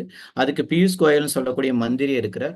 அவரோட கட்டுப்பாட்டில் வரக்கூடியதான் இந்த அப்பிடான்னு சொல்றது. அந்த அப்பிடாவுக்கு கீழே வரக்கூடியதான் என்பிஓபின்னு சொல்றது, national program for organic production சொல்லுவாங்க. இந்த என்பிஓபி அதாவது இயற்கை விவசாயத்துக்கான ஒரு அமைப்பு. ஓகேங்களா? இந்த என்பிஓபி தான் வந்துட்டு இந்த இயற்கை விவசாயத்துக்கு பயன்படுத்தக்கூடிய மருந்துகளுக்கும் உரங்களுக்கும் சர்டிஃபிகேட் கொடுக்குறாங்க. அதுல பல விதமான சர்டிஃபிகேட் இருக்கு. அதுல மெயினானது ஒன்று பயோ செட், இன்னொன்று ரொம்ப பாப்புலரானது இந்த எக்கோ செட்னு சொல்றது. ஸோ நம்மளோட இந்திய குரோ வந்துட்டு இந்த எக்கோ செட் எடுத்திருக்காங்க. என்பிஓபியோட எக்கோ செட் வந்து எடுத்திருக்காங்க. ஓகே. ஸோ இந்த எக்கோ சர்டிஃபிகேஷன் கொடுக்குறவங்க பார்த்தீங்கன்னா, அதாவது சர்டிஃபிகேட்டோட பேர் என்பிஓபி தான். ஸோ இந்த எக்கோ செட் அப்படிங்கிறது இந்தியாவில் 2001 தான் வந்துட்டு என்பிஓபி இந்த ரூல்ஸ் அண்ட் ரெகுலேஷன் கொண்டு வந்திருக்காங்க. இயற்கை விவசாயத்துக்காக கொண்டு வந்திருக்காங்க. இது அப்போ இருந்து வந்துட்டு இந்த சர்டிஃபிகேஷன் இந்தியாவில் புழக்கத்தில் இருக்கு. ஒரு டைம் சர்டிஃபிகேட் எடுத்தால் 3 வருஷத்துக்கு அதுக்கான வேலிடிட்டி இருக்கு. 3 வருஷத்துக்கு அப்புறம் புதுப்பிக்கணும் அப்படின்னு இருக்கு. எக்கோ செட்டுக்கு ஹெட் ஆஃபீஸ் வந்து பிரான்ஸ். உலகம் முழுக்க 130 நாடுகளுக்கு மேல இந்த சர்டிபிகேட் வந்து 130 நாடுகளால ஏற்றுக்கொள்ளப்பட்ட சர்டிபிகேட்டா இருக்கு. ஸோ இது வந்து ஒன்றும் இந்தியாவில் மட்டும் இருக்கக்கூடிய சர்டிஃபிகேட் மட்டும் இல்லை, 130 நாடுகள்லையும் இந்த எக்கோ செட் வந்து ஃபங்க்ஷன் ஆகிட்டு இருக்கு. இது நமக்கு தெரியணும். 32 வருஷத்தோட அனுபவத்தோட இந்த எக்கோ செட் வந்து ஃபங்க்ஷன் ஆகுது 130 நாடுகளுக்கு மேலே. ஓகேங்களா? அப்படிப்பட்ட ஒரு ஹை லெவல் ஸ்டாண்டர்ட் சர்டிஃபிகேட் நம்மளோட ப்ராடக்ட்டுக்கு இருக்கு. அது மட்டும் உங்களுக்கு புரிஞ்சா போதும். இந்த ஏரோ மார்க் போட்டிருக்கிற இடத்துல என்பிஓபி நம்பர் கூட போட்டு கொடுத்துருக்கோம். நம்மளோட 2422311996 சொல்லிட்டு என்பிஓபி நம்பரும் இருக்கு. ஓகேங்களா? ஏதாச்சும் ஒரு இடத்துல ரொம்ப ஸ்டாண்டர்டா இயற்கை விவசாயம் பண்றவங்க எக்ஸ்போர்ட் பண்ணிட்டு இருப்பாங்க இயற்கையா விளைஞ்சதை. அவங்க இந்த சர்டிஃபிகேட் பத்தி கேட்டாங்க அப்படின்னா அவங்க கிட்ட தெளிவா சொல்லுங்க, இதுதான் என்பிஓபி சர்டிஃபிகேட், இந்த சர்டிஃபிகேட் இருந்தா போதும் இந்தியாவில் இயற்கை விவசாயம் அப்படிங்கிறதுக்கான ஒரு உறுதி இதுல இருக்குன்னு சொல்லிட்டு அந்த நம்பர் கூட நீங்க காமிச்சு கொடுக்கலாம். எல்லாரும் கேட்க மாட்டாங்க, 100ல யாரோ ஒருத்தங்களுக்கு தேவைப்படும், அதனால சொல்லிட்டு இருக்கோம். ஓகே. அப்போ நம்மளோட ப்ராடக்டோட ஸ்பெஷாலிட்டி பார்த்தீங்கன்னா, இதில் கெமிக்கல் எதுவுமே கிடையாது, பாய்சன் இல்லை, கெமிக்கலும் இல்லை, பாய்சனும் இல்லை நம்மளோட ப்ராடக்ட்ஸுக்கு. ஓகேங்களா? நம்மளோட ப்ராடக்ட் எப்படி டிசைன் பண்ணியிருக்காங்க அப்படின்னா, விவசாயிகளுக்கு செலவை குறைக்கணும், விளைச்சலை அதிகப்படுத்தணும் அப்படிங்கிற ஒரு நோக்கத்தோட உருவாக்கப்பட்டதான் நம்மளோடது எல்லாமே. செலவு கம்மியாகணும், விளைச்சல் கூடுதலாகணும் அப்படிங்கிறது ரெண்டுமே கொஞ்சம் எப்பவுமே கொஞ்சம் சிக்கலான ஒரு விஷயம். ஒன்றும் செலவு அதிகமாக பண்ணுறப்பதான் விளைச்சல் அதிகமாக எடுக்க முடியும். செலவு குறைக்க குறைக்க விளைச்சலும் குறையும், அப்படிதான் இருக்கும். ஆனால் இங்கே நம்மளோட சயின்டிஸ்ட் ஒரு சேலஞ்சாக எடுத்துட்டு பண்ணின ஒரு விஷயம், செலவை கம்மி பண்ணி விளைச்சல் அதிகப்படுத்தணுங்கிற ஒரு கான்செப்ட்ல உருவாக்குனாங்க. அது சக்சஸாகவும் வந்திருக்கு. ஓகேங்களா? அதே நேரத்தில் நிறைய பேர் இயற்கை விவசாயத்துக்கு மேல நிறைய ட்ரை பண்ணியிருப்பாங்க. எந்த ஒரு விவசாயி இயற்கை விவசாயத்துக்கு முயற்சி பண்ணாம இருந்ததே கிடையாது. அதுல சக்சஸ் கிடைக்காதனால தான் அவங்க திரும்ப திரும்ப கெமிக்கலுக்கு போவாங்க. பட் நம்மளோடது பாத்தீங்கன்னா கெமிக்கலை விட சூப்பரான ரிசல்ட். இப்போ கெமிக்கல் போட்டாதான்ப்பா டக்குன்னு நல்லா விளையுது, இதுல இயற்கை விவசாயத்துல என்னதான் பண்ணினாலும் நல்லா விளைச்சல் வர மாட்டேங்குது, ஃபாஸ்ட் ரிசல்ட் இல்லைன்னு நினைப்பாங்க. ஆனா கெமிக்கலை விடவும் கூடுதல் ரிசல்ட் நம்மளோட ப்ராடக்ட்ஸ்ல இருக்கு. இதெல்லாம் நம்மளோட ப்ராடக்டோட ஸ்பெஷலான விஷயங்களா இருக்கு. நம்மளோட ப்ராடக்டை யூஸ் பண்றதுல சில டேர்ம்ஸ் அண்ட் கண்டிஷன்ஸ் சொல்லியிருக்கிறாங்க. காப்பர், சல்ஃபர் அது கூட மிக்ஸ் பண்ணி மற்ற கெமிக்கல் உரம் இது கூட எல்லாம் வந்துட்டு நம்மளோட உரத்தையோ மருந்தையோ கலக்கலாம். ஆனா காப்பர் கூடவும் சல்ஃபர் கூடவும் கலக்க வேண்டாம் அப்படின்னு சொல்லிட்டு ஒரு கண்டிஷன் கொடுத்துருக்காங்க. ஒரு சிலர் இதை கரெக்டா ஞாபகம் வைப்பாங்க, ஒரு சிலர் ஞாபகம் வைக்க முடியாது. அதனால இங்க இருக்கக்கூடிய எல்லா டிஸ்ட்ரிபியூட்டருக்கும் என்னோட பர்சனல் அட்வைஸ் என்னன்னா, எந்த கெமிக்கல் உரத்து கூடவும் எந்த கெமிக்கல் கூடவும் சேர்த்த வேண்டாம். கெமிக்கல் மருந்து கூடவும் நம்மளோட எதையும் சேர்த்த வேண்டாம், எந்த கெமிக்கல் உரத்து கூடவும் நம்மளோட எதையும் சேர்த்த வேண்டாம். அப்ப கெமிக்கலே பயன்படுத்தக்கூடாதா, இதை மட்டும்தான் பயன்படுத்தணுமான்னு கேட்டா அப்படி கிடையாது. கெமிக்கல் பயன்படுத்துறவங்க அதையும் பயன்படுத்தலாம். ஆனா ஒரு 2 நாள், ஒரு 4 நாள், ஒரு வாரம் கேப் விட்டு இதை பயன்படுத்தலாம். ஓகேங்களா? இது ஒன்னா கலக்கி மிக்ஸ் பண்ணி ஸ்ப்ரே பண்றதோ இல்லாட்டி மண்ணுல போடுறதோ விசிறி விடுறதோ அந்த மாதிரி மட்டும் செய்ய வேணாம்னு சொல்றோம். ஓகேங்களா? இது யூஸ் பண்ண கெமிக்கலே தொடவே கூடாது அப்படியெல்லாம் ஒன்றும் கிடையாது. ஓகேங்களா? அது இன்னும் அடுத்தடுத்து ஒரு பொருளை பத்தியும் பேசி முடிக்கிறப்போ உங்களுக்கு தெரியும், கெமிக்கல் எதையுமே தொடாமையே நமக்கு விவசாயத்தை சூப்பரா பண்ண முடியும். அந்த அளவுக்கு எல்லா ப்ராடக்ட் நம்ம கிட்ட இருக்கு. பட் அது மீறி ஏதாச்சும் யூஸ் பண்றீங்கன்னா இது ஒண்ணு மட்டும் ஞாபகம் வச்சுக்கோங்க, ஒன்னா கலக்க மட்டும் வேண்டாம், தனித்தனியா பயன்படுத்திக்கலாம். ஓகேங்களா? அதே மாதிரி எம்ஐ ப்ரௌடை வந்து வேற எந்த ப்ராடக்ட் கூடவும் மிக்ஸ் பண்ண வேணாம்னு சொல்லியிருக்கிறாங்க. நம்மளோட எம்ஐ ப்ரௌடு நம்மளோட வேற எந்த ப்ராடக்ட் கூடவும் மிக்ஸ் பண்ணாம இருந்தா இன்னும் நல்ல ரிசல்ட் வரும்னு ஒரு அட்வைஸ் கொடுத்துருக்காங்க. களைக்கொல்லி அடிக்கிறதுக்கு பயன்படுத்தக்கூடிய டேங்க் இருக்கு இல்லைங்களா, களைக்கொல்லி அடிக்கிற டேங்க், அந்த டேங்க்ல நம்மளோட வேற ஏதாச்சும் பூச்சி மருந்துகளோ இல்ல நுண்ணூட்டமோ அதை வந்து ஸ்ப்ரே பண்ண வேணாம்னு சொல்றாங்க. இதுக்கு மட்டும் இல்லை, நீங்க எந்த கெமிக்கல்னாலும் நீங்க என்ன பண்ண வேண்டாம், களைக்கொல்லி அடிக்கிற டேங்கை வந்துட்டு தனியா பயன்படுத்துறது எப்பவுமே பெட்டர். ஓகேங்களா? ஏன்னா களைக்கொல்லி டேங்க் கரெக்டா நீங்க வாஷ் பண்ணல, அந்த பம்பையும் கரெக்டா வாஷ் பண்ணாம விட்டீங்க அப்படின்னா அது வந்து வேற மாதிரியான ரியாக்ஷன்ஸை வந்து கொடுக்கும். ஓகேங்களா? அதனால தனியா களைக்கொல்லிக்கு தனியா ஒரு டேங்கை பயன்படுத்துறது எப்பவுமே நல்லது. ஓகே, நம்மளோட ப்ராடக்ட்ஸ்குள்ள போலாமா? என்னென்ன ப்ராடக்ட்ஸ் இருக்குன்னு ஒரு கிளாப்போட, ஒரு கைத்தட்டலோட.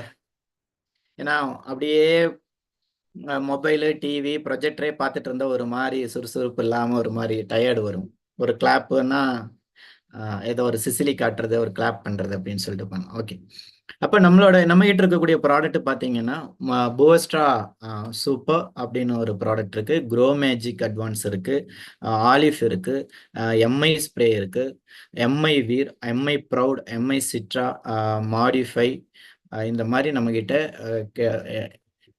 அதே மாதிரி வைரஸுக்கான பிரச்சனைக்கு கொடுக்கறது, இந்த மாதிரியான ப்ராடக்ட்ஸ் இருக்கு. இந்த ப்ராடக்ட் ஒன்று ஒன்றா பார்க்கலாம். ஓகேங்களா? அப்போ ஃபர்ஸ்ட் ப்ராடக்ட் நம்மளோட போஸ்ட்ரா சூப்பர் அப்படின்னு சொல்லக்கூடிய ப்ராடக்ட். இங்கே நான் வந்து ஒரு ப்ராடக்டை பற்றியும் நான் தெளிவாக வந்துட்டு அந்த பொருளை பற்றின எவ்வளவு டைம் கொஞ்சம் ஷார்ட்டாக இருக்கிறதுனால பேசிக்கான விஷயங்கள் மட்டும் இன்னைக்கு வந்துட்டு உங்களுக்கு சொல்கிறோம். எனக்கு வந்து இப்போ தென்னை மரத்துக்கு ஒரு 10 தோட்டத்துக்கு தென்னை மரத்துக்கு கொடுக்கணும் சார், இல்லை 10 வயலுக்கு நான் கொடுக்கணும் சார், அப்போ அந்த நெல்லுக்கு கொடுக்கறதுக்கு மட்டும் என்னென்ன கொடுக்கணும்னு மட்டும் சொல்லுங்க அப்படின்னு சொல்லிட்டு எதிர்பார்க்க வேண்டாம். உங்களோட தோட்டத்துக்குனாலும் சரி, இல்லை பக்கத்தில் இருக்கிற தோட்டத்துக்குனாலும் சரி, நான் இங்க ஒரு பொருளை பத்தி மட்டும் சொல்றேன். நீங்க ஒரு பொருளை பத்தியும் தெளிவா கவனிச்சீங்கன்னா உங்களுக்கே புரிஞ்சிரும் எந்த பயிருக்கு என்னென்ன எப்படி கொடுக்கலாங்கிறது ஐடியா உங்களுக்கே கரெக்டா தெரிய வந்துடும். ஓகேங்களா? மற்றபடி ஒரு பயிருக்கும் என்னென்ன கொடுக்குறதுங்கிற ட்ரைனிங் கிளாஸ் வந்துட்டு இந்த கிளாஸ் வந்து கிடையாது. அப்படி தெளிவாகவும் எல்லா இடத்துலையும் கொடுக்கவும், அப்படி எல்லாத்தையும் எல்லா பயிருக்கும் சொல்லி கொடுக்குறதுங்கிறதும் சாத்தியமில்லாத விஷயமா இருக்கு. அப்போ ஒரு பொருளை பற்றியும் சொல்லும்போது இங்க இருக்கக்கூடிய யாராச்சும் விவசாயிகள் இருக்கீங்கன்னா உங்களோட பயிருக்கு என்ன வேணுங்கிறது அதுல நீங்களே வந்துட்டு புரிஞ்சுக்க முடியும். அதே மாதிரி நிறைய பயிர்களுக்கு கொடுக்கணும்னு நினைக்கிற டிஸ்ட்ரிபியூட்டரா இருக்கிறவங்களுக்கு ஒரு பொருளை பத்தி தெளிவா கவனிச்சீங்கன்னா எந்த பயிருக்கு எதெல்லாம் கொடுக்கலாங்கிற ஒரு ஐடியா உங்களுக்கே தெளிவா புரிஞ்சிடும். ஓகேங்களா? ஸோ ஒரு பொருளையே தெளிவா புரிஞ்சுக்கிறது மூலியமா தான் உங்க தோட்ட உரமும் மருந்து கொடுக்க முடியுமே தவிர ஒரு பயிருக்கும் கேட்டு சொல்லி எழுதி அப்படி பண்ண முடியாது. ஓகேங்களா? ஸோ எல்லாத்தையும் கவனிங்க. ஓகே, கவனிக்கலாங்களா? ஓகே, ஃபர்ஸ்ட் ப்ராடக்ட் போஸ்ட்ரா சூப்பர்னு சொல்லக்கூடிய ப்ராடக்ட்.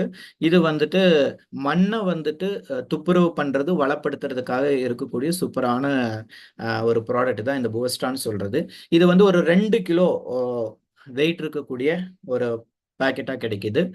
அந்த என்ன சொல்றது, ஒரு கொரோனா மண்ணு மாதிரி ஒரு கொரோனா ஃபார்ம்ல இது இருக்கும். ஓகேங்களா?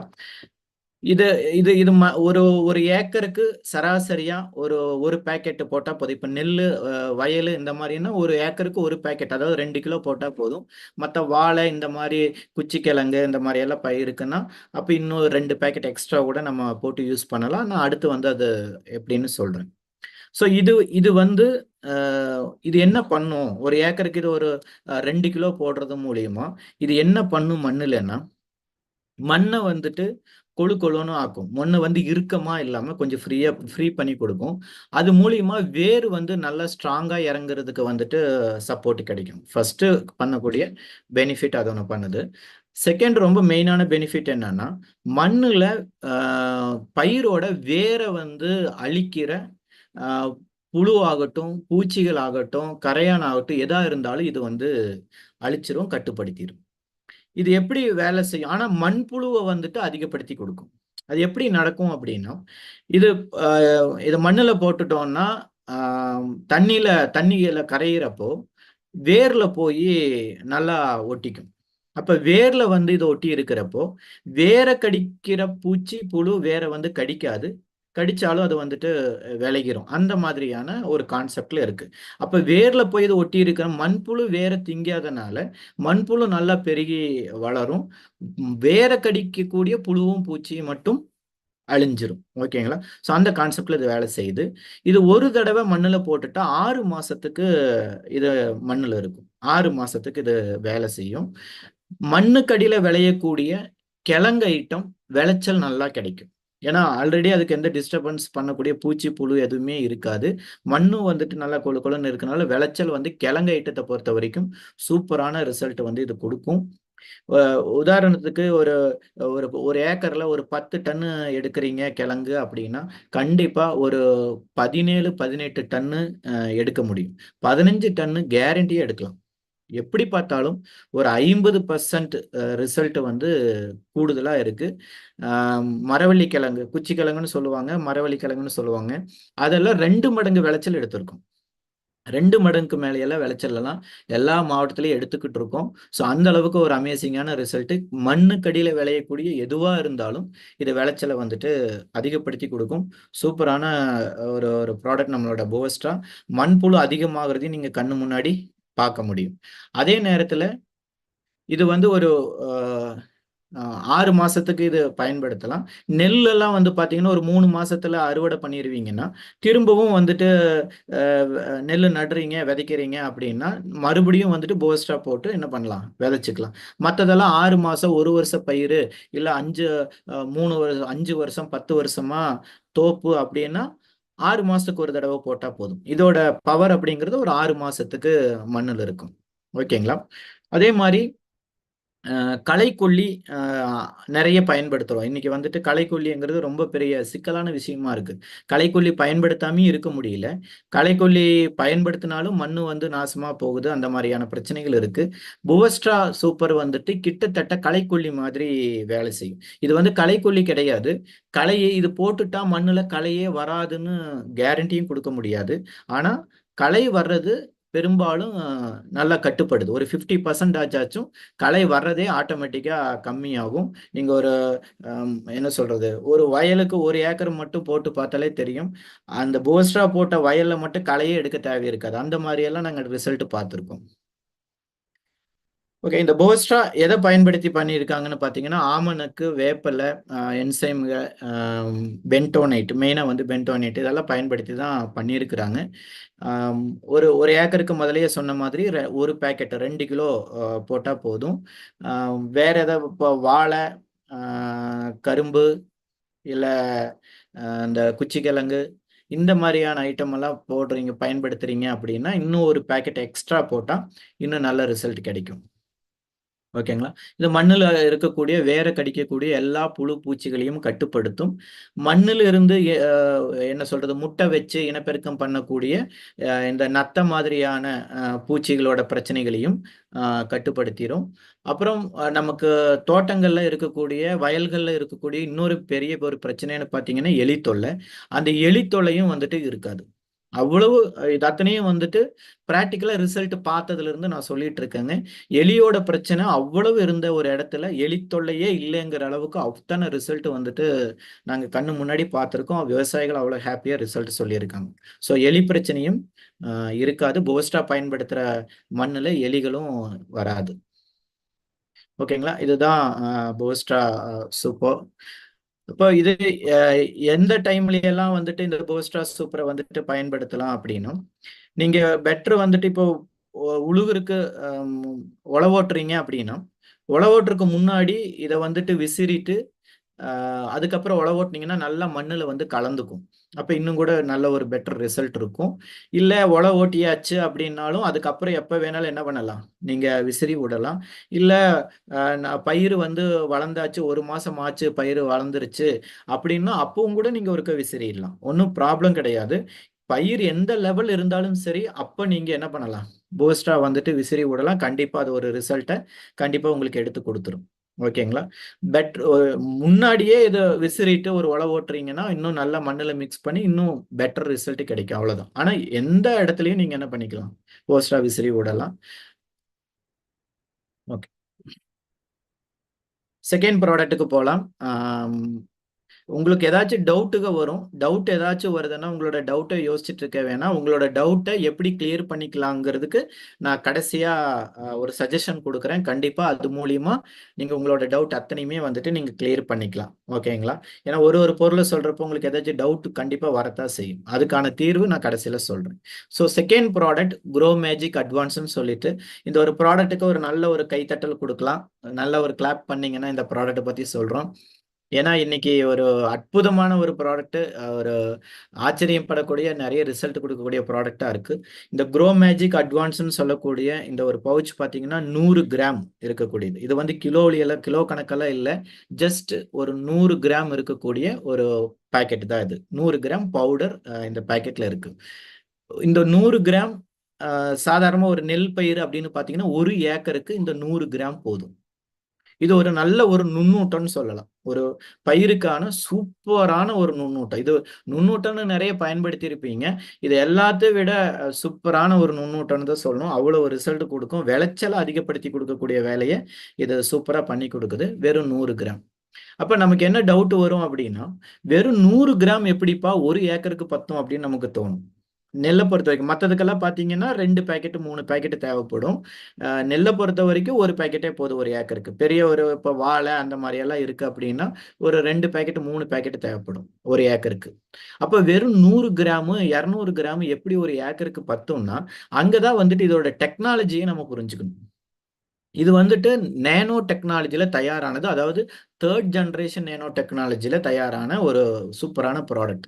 நேனோ டெக்னாலஜினா என்னன்னா ரொம்ப பெரிய ஒரு விஷயத்த ரொம்ப சின்னதா சுருக்கி எடுக்க முடியும். அதுதான் நேனோ டெக்னாலஜின்னு சொல்றாங்க. இப்ப நம்மளோட மொபைல் போன் பாருங்க, முதல்ல டெலிஃபோன் ரொம்ப பெருசா இருந்தது. இன்னைக்கு ரொம்ப சின்னதாய் ஒரு இத்துணூண்டு மொபைல் ஆயிடுச்சு.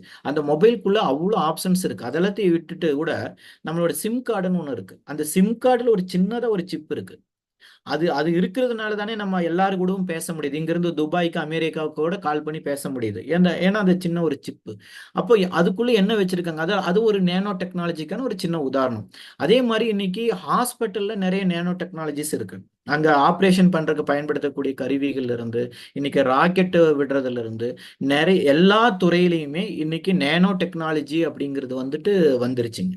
அப்படி விவசாயத்துல வந்த ஒரு நேனோ டெக்னாலஜி தான் இந்த க்ரோ மேஜிக் அட்வான்ஸ்னு சொல்றது. இது 100 கிராம்னு பார்க்க வேண்டாம். இது பார்க்கறதுக்கு 100 கிராம் தான், சின்னதா தான் இருக்கு. ஆனா இது கிட்டத்தட்ட 100 கிலோவுக்கு சமம்.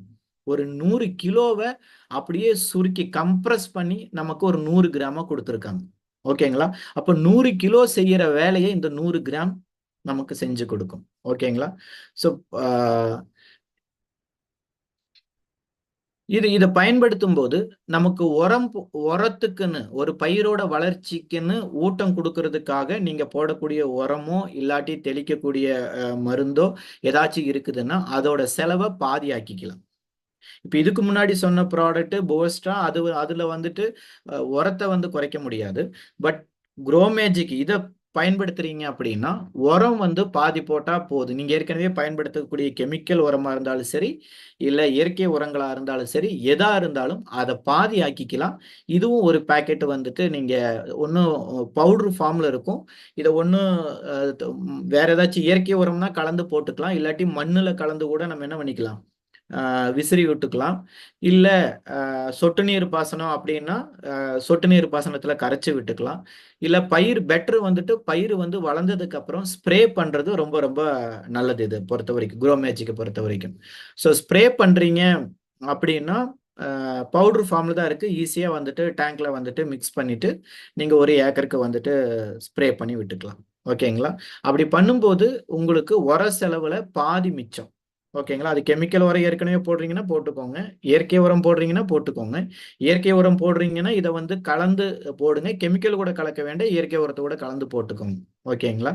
அப்ப உரம் ஏற்கனவே போடுறதுல பாதி பண்ணிக்கலாம். அப்ப செலவு உங்களுக்கு கம்மியாகும். ஓகேங்களா? இது எதுக்கெல்லாம் பயன்படும் அப்படின்னு பாத்தீங்கன்னா, இது எதை யூஸ் பண்ணி தயார் பண்ணியிருக்காங்கன்னு பார்த்தா இப்போ கடல் பாசின்னு ஸ்பைருலினான்னு சொல்லுவாங்க. அது நம்ம மனுஷ உடம்புக்கே ரொம்ப நல்லது. நோய் எதிர்ப்பு சக்திக்கும் சரி எல்லா விதமான சத்து கொடுக்கறதுலையும் கடல் பாசி ரொம்ப பெரிய பங்கு அளிக்குது. ஸோ இது கடல் பாசி இதில் ஆட் பண்ணி அதை யூஸ் பண்ணி பண்ணியிருக்காங்க. அதே மாதிரி தாவர மக்கு அமிலம் பிளான்ட் ஆயில் அப்படியெல்லாம் சொல்லுவாங்க, அதை யூஸ் பண்ணி பண்ணியிருக்காங்க. என்சைம்ஸ் இது எல்லாத்தையும் ஆட் பண்ணி தான் இந்த லேட்டஸ்ட் டெக்னாலஜியில் தயார் பண்ணணும் ஒரு ப்ராடக்ட். ஓகேங்களா? இது இது என்ன பண்ணும் அப்படின்னு பார்த்தீங்கன்னா, வேரோட வளர்ச்சி நல்லா இருக்கும். தண்டு ரொம்ப ஸ்ட்ராங்கா வளரும். அந்த முளைச்சி வரக்கூடிய தண்டு நல்லா ஸ்ட்ராங்கா முளைச்சதுல இருந்து வளர்றதுல இருந்து ரொம்ப ஸ்ட்ராங்கான தண்டு வளர்ச்சி வரும். அதே மாதிரி இலைகளும் சரி இல்ல அதுல இருந்து வரக்கூடிய பிரான்ச் அதோட கிளைகள் வருது இல்லைங்களா, அந்த கிளைகள் அதிகமா கிளைகள் வரும். அப்ப கிளைகள் அதிகமா வருது அப்படின்னா ஆட்டோமேட்டிக்கா பூவு அதிகமா பிடிக்கும், பழமும் அதிகமா வந்துடும். அப்புறம் இதுல செடிக்கு தேவையான நோய் எதிர்ப்பு சக்தி நல்லா இருக்கும். பூஞ்சையோட தாக்கத்துல இருந்து இல்ல வைரஸோட தாக்கத்துல இருந்து ஒரு எதிர்ப்பு சக்தி இதுக்கு இயற்கையாவே இது மூலியமா கிடைச்சிரும். நோய் எதிர்ப்பு சக்தி இதுக்கு நல்லா கிடைக்கும்.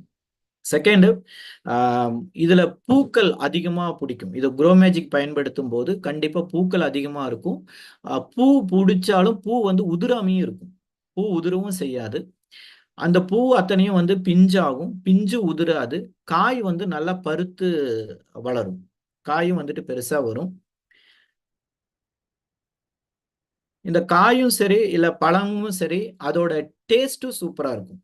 இப்ப எல்லாம் பாத்தீங்கன்னா நிறைய பழங்களுக்கு இந்த டேஸ்ட் வர்றதில்ல, இல்லைன்னா ஸ்மெல்லு வர்றதில்ல.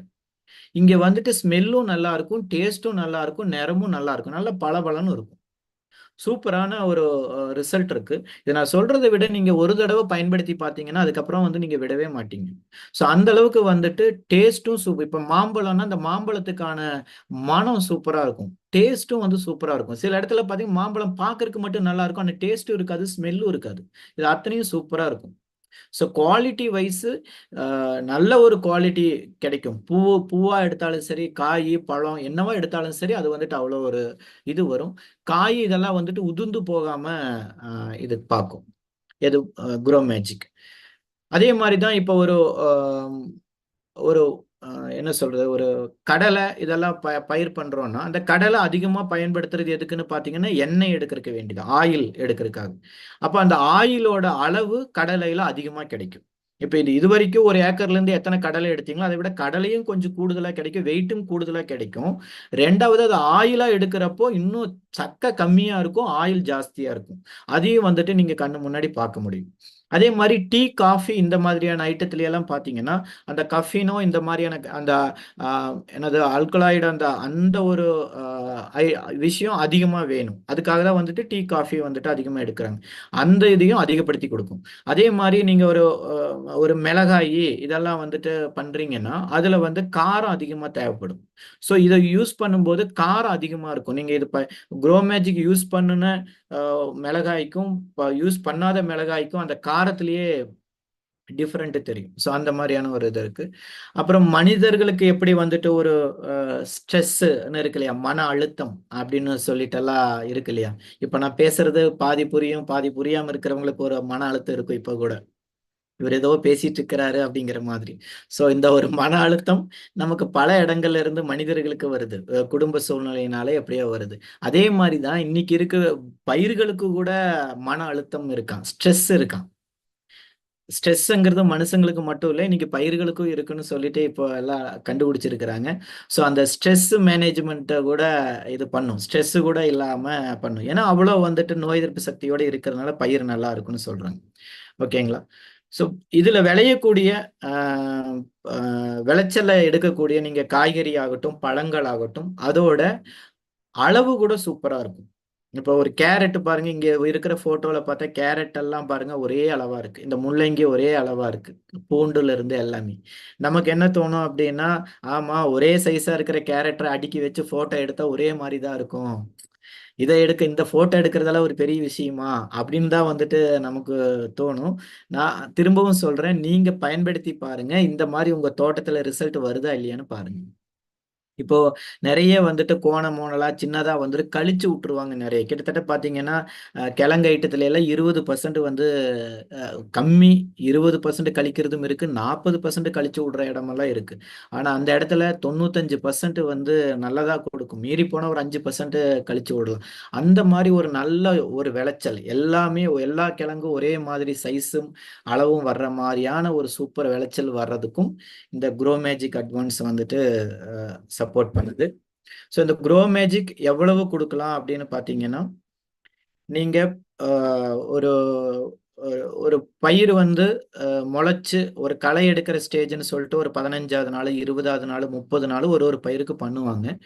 பெட்ரு வந்துட்டு ஒரு 20வது நாளிலிருந்து இருந்து ஒரு 30வது நாளைக்குள்ள ஒரு பயிர் முளைச்சு வந்து ஒரு 20வது நாள் 30வது நாள் ஒரு ஸ்ப்ரே பண்ணுனா ரொம்ப சூப்பரா இருக்கும். ஏன்னா அதுக்கப்புறம் அது நல்லபடியா வளர்ச்சி வரும் ஃபர்ஸ்ட். செகண்ட், அது எப்ப வந்து பூக்கும் அப்படின்னு உங்களுக்கு தெரியும், அந்த பயிர் எப்ப பூக்குங்கிறது தெரியும் இல்லையா. அப்ப அது பூக்குற பருவத்துல 2வது ஒருக்க ஸ்ப்ரே பண்ணுனா நிறைய பூக்கள் பிடிக்கும். அப்புறம் அது பூத்ததுல இருந்து காய் வந்து பறிக்கிறதுக்கு ரொம்ப டைம் கேப் அதிகமா இருக்கு அப்படின்னா அப்போ ஒருக்க கூட காய் பறிக்கிற டைம்ல கூட ஒருக்க ஸ்ப்ரே பண்ணலாம், ஒரு பிஞ்சா இருக்கிறப்ப கூட ஒரு ஸ்ப்ரே பண்ணலாம். இல்ல பூத்தது டக்குன்னு பிஞ்சாகுதுன்னா அவ்வளோ அப்ப பண்ணணுங்கிறது இல்லை. இப்ப உதாரணத்துக்கு நெல்லை பொறுத்த வரைக்கும் சொல்லணும்னா 2 தடவை ஸ்ப்ரே கொடுத்தா போதும். குரோ மேஜிக் வந்து 2 தடவை ஸ்ப்ரே பண்ணா போதும். ஒன்று நெல்லுக்கு வந்துட்டு களை எடுக்கிற டைம்னு சொல்லிட்டு ஒரு 20வது நாளோ 15வது நாளோ 25வது நாளோ பண்ணுவாங்க. அப்போ ஒரு ஸ்ப்ரே பண்ணுனா நெல் வந்துட்டு நல்லா தூர் வச்சு நல்லா வளர்ந்து வந்துடும். அப்புறம் பால் வைக்கிற டைம், அதாவது பூக்கிற டைம்னு சொல்லலாம், அந்த டைம்ல ஒரு ஸ்ப்ரே பண்ணுனா விளைச்சல் சூப்பரா வந்துடும். ஸோ நெல்லை பொறுத்த வரைக்கும் 2 தடவை பண்ணுனா போதும். இப்போ ஒரு வாழை அப்படின்னா ஒரு 3 தடவை கூட நமக்கு பண்ணலாம். ஓகேங்களா. ஸோ ஒரு பயிர் விதைச்சதுல இருந்து அறுவடை வரைக்கும் ஒரு ஸ்ப்ரே 2 ஸ்ப்ரே கேரண்டியா கன்ஃபார்ம், மினிமம் 2 ஸ்ப்ரே கொடுங்க, அதிகபட்சம் ஒரு 3 ஸ்ப்ரே கொடுத்தா எடுக்கலாம். செகண்ட், இப்போ வெண்டைக்காய், மிளகாய், இல்ல வந்து மல்லிப்பூ, முல்லைப்பூ இந்த மாதிரி எல்லாம் இருக்கு. அதெல்லாம் பாத்தீங்கன்னா பூ வந்து பறிச்சுக்கிட்டே இருப்போம். அப்ப என்னன்னா பூ பறிக்கிற டைம்ல வாரத்துக்கு ஒரு தடவை, ஒரு 10 நாளைக்கு ஒரு தடவை இல்ல வாரத்துக்கு ஒரு தடவை ஸ்ப்ரே பண்ணுனா பூ அதிகமா வைக்கும், நீங்க அதிகமா வந்து அறுவடை பண்ணிக்கிட்டே இருக்கலாம். அது அந்த பயிர்களுக்கு மட்டும் வித்தியாசம். இப்போ வாழைன்னா ஒரே ஒரு தடவை தான் அறுவடை, அதே மாதிரி நெல்லுன்னா ஒரு தடவை தான் அறுவடை. அதுக்கெல்லாம் அந்த மாதிரி ரெகுலரா அறுவடை பண்ணிக்கிட்டே இருக்கிற சீசன் இருக்கு. இப்போ பூவுக்கு காய்கறிகளுக்கு அப்படி இருக்குது அப்படின்னா அந்த டைம்ல வாரத்துக்கு ஒரு ஸ்ப்ரே கொடுத்தீங்கன்னா விளைச்சல் அதிகமா எடுத்துக்கிட்டே இருக்கலாம். ஓகே, இது பவுடர் ஃபார்ம்ல இருக்கு, 100 கிராம் இருக்கு. 1 லிட்டர் தண்ணிக்கு 1 கிராம் அப்படின்னு சொல்லிட்டு நீங்க மிக்ஸ் பண்ணலாம். ஓகேங்களா? அப்ப கிட்டத்தட்ட பாத்தீங்கன்னா ஒரு 100 லிட்டர் தண்ணி, அப்ப 10 லிட்டர் டேங்க் அப்படின்னா ஒரு 10 டேங்குக்கு இந்த ஒரு பாக்கெட்டு போதும். 1 லிட்டர் தண்ணிக்கு 1 கிராம் அந்த கணக்குல நீங்க மிக்ஸ் பண்ணி ஸ்ப்ரே பண்ணிக்கோங்க. உங்களுக்கு எத்தனை டேங்க் ஸ்ப்ரே பண்ணணுங்கிறது அது உங்களுக்கு தெரியும். 1 லிட்டர் தண்ணிக்கு 1 கிராம்னு மிக்ஸ் பண்ணி ஸ்ப்ரே பண்ணுங்க. ஓகேங்களா? பொதுவா எந்த பயிரா இருந்தாலும் சரி, எந்த செடி இல்ல மரம், எந்த பயிர் நீங்க பண்ணியிருந்தாலும் சரி, எந்த தோப்பு நீங்க வச்சிருந்தாலும் சரி, ஒரு ஏக்கருக்கு 2 பேக்கெட் போவஸ்ட்ரா, அதாவது 4 பேக்கெட் 4 கிலோ போவஸ்ட்ராவும் 1 பேக்கெட் குரோ மேஜிக், அதாவது 100 கிராம் குரோ மேஜிக், இதை வந்து ஒரு ஏக்கருக்கு அப்படின்னு சொல்லி நீங்க போட்டீங்கனாலே கண்டிப்பா ஒரு பெட்டர் ரிசல்ட் கேரண்டியா இருக்கு. அதுல எந்த டவுட்டும் இல்லை.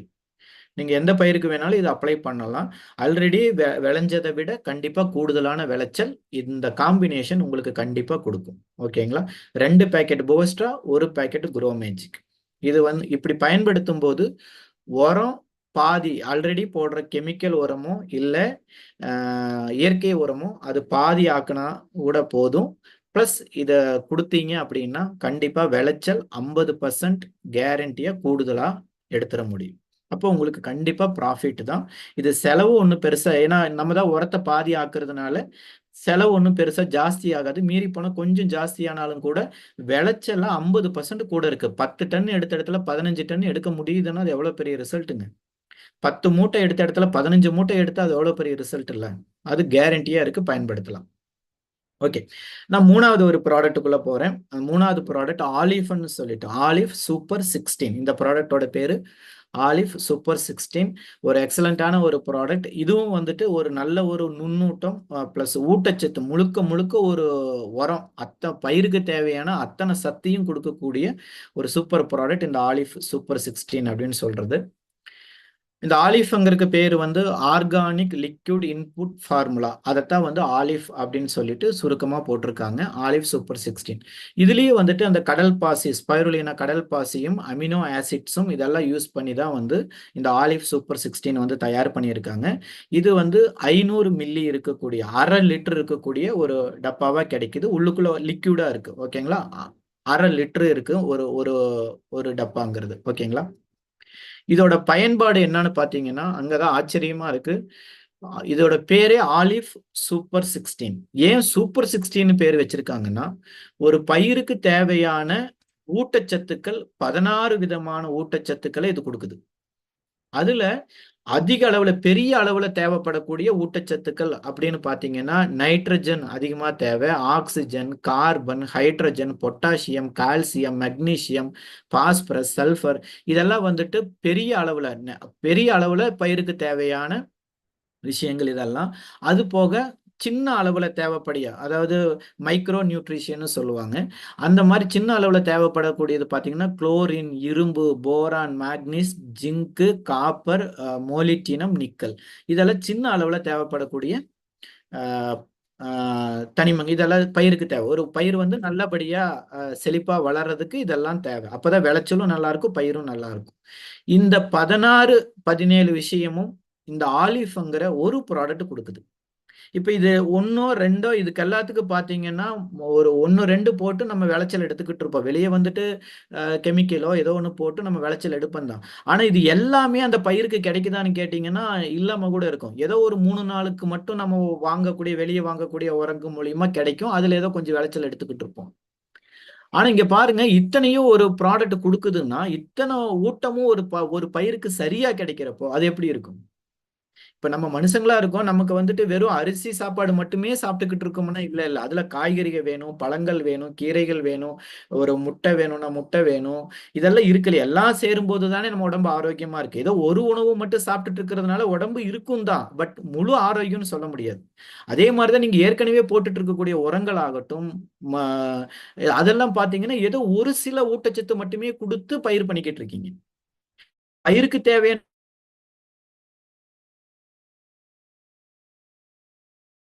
ஒரு ப்ராடக்ட் 16 விதமான ஊட்டச்சத்தையும் கொடுக்குது. அதனால எக்ஸலண்டான ரிசல்ட் கேரண்டியா இருக்கு. இப்போ ஆலிஃப் வந்து நல்ல ஒரு ஊட்டச்சத்து உரம், ஓகேங்களா? அப்ப இதுக்கு முன்னாடி க்ரோ மேஜிக்னு ஒன்று சொல்லிட்டு இருந்தேன். அதுவும் இதுவும் சேம் தான். இப்போ இதுக்கு முன்னாடி சொன்ன அந்த க்ரோ மேஜிக் ஒரு 100 கிராம் பேக்கெட் நேனோ டெக்னாலஜில சொல்லிட்டு இருந்தேன் இல்லைங்களா? அது என்ன பண்ணுமோ அது அத்தனையும் இந்த ஆலிஃபும் பண்ணும். அது பண்ணக்கூடிய விஷயங்கள் இதுவும் பண்ணும். அதை விட பெட்டரா இது பண்ணக்கூடிய 1-2 விஷயங்கள் கூட இருக்கு. அது என்னன்னு கேட்டீங்கன்னா, இப்ப செடியோட சுவாசத்தை அதிகப்படுத்தும். இப்ப நமக்கு தெரியும், செடிகளோட ஒளிச்சேர்க்கை அப்படின்னால நமக்கு தெரியும். அப்ப சன்லைட் இருக்கிறப்போ, சூரிய வெளிச்சம் இருக்கிறப்போ அது ஒளிச்சேர்க்கை பண்ணணும்னு நமக்கு தெரியும். அப்போ நம்ம வந்து ஆக்சிஜனை உள்ள எடுத்துக்கிட்டு கார்பன் டை ஆக்சைடை வெளியே விடுறோம். செடிகள், பயிர்கள்லாம் என்ன பண்ணுது, செடிகள் மரங்கள்லாம் என்ன பண்ணுது, கார்பன் டை ஆக்சைடை உள்ள எடுத்துக்கிட்டு ஆக்சிஜனை வெளியே விடுது. புரியுதுங்களா?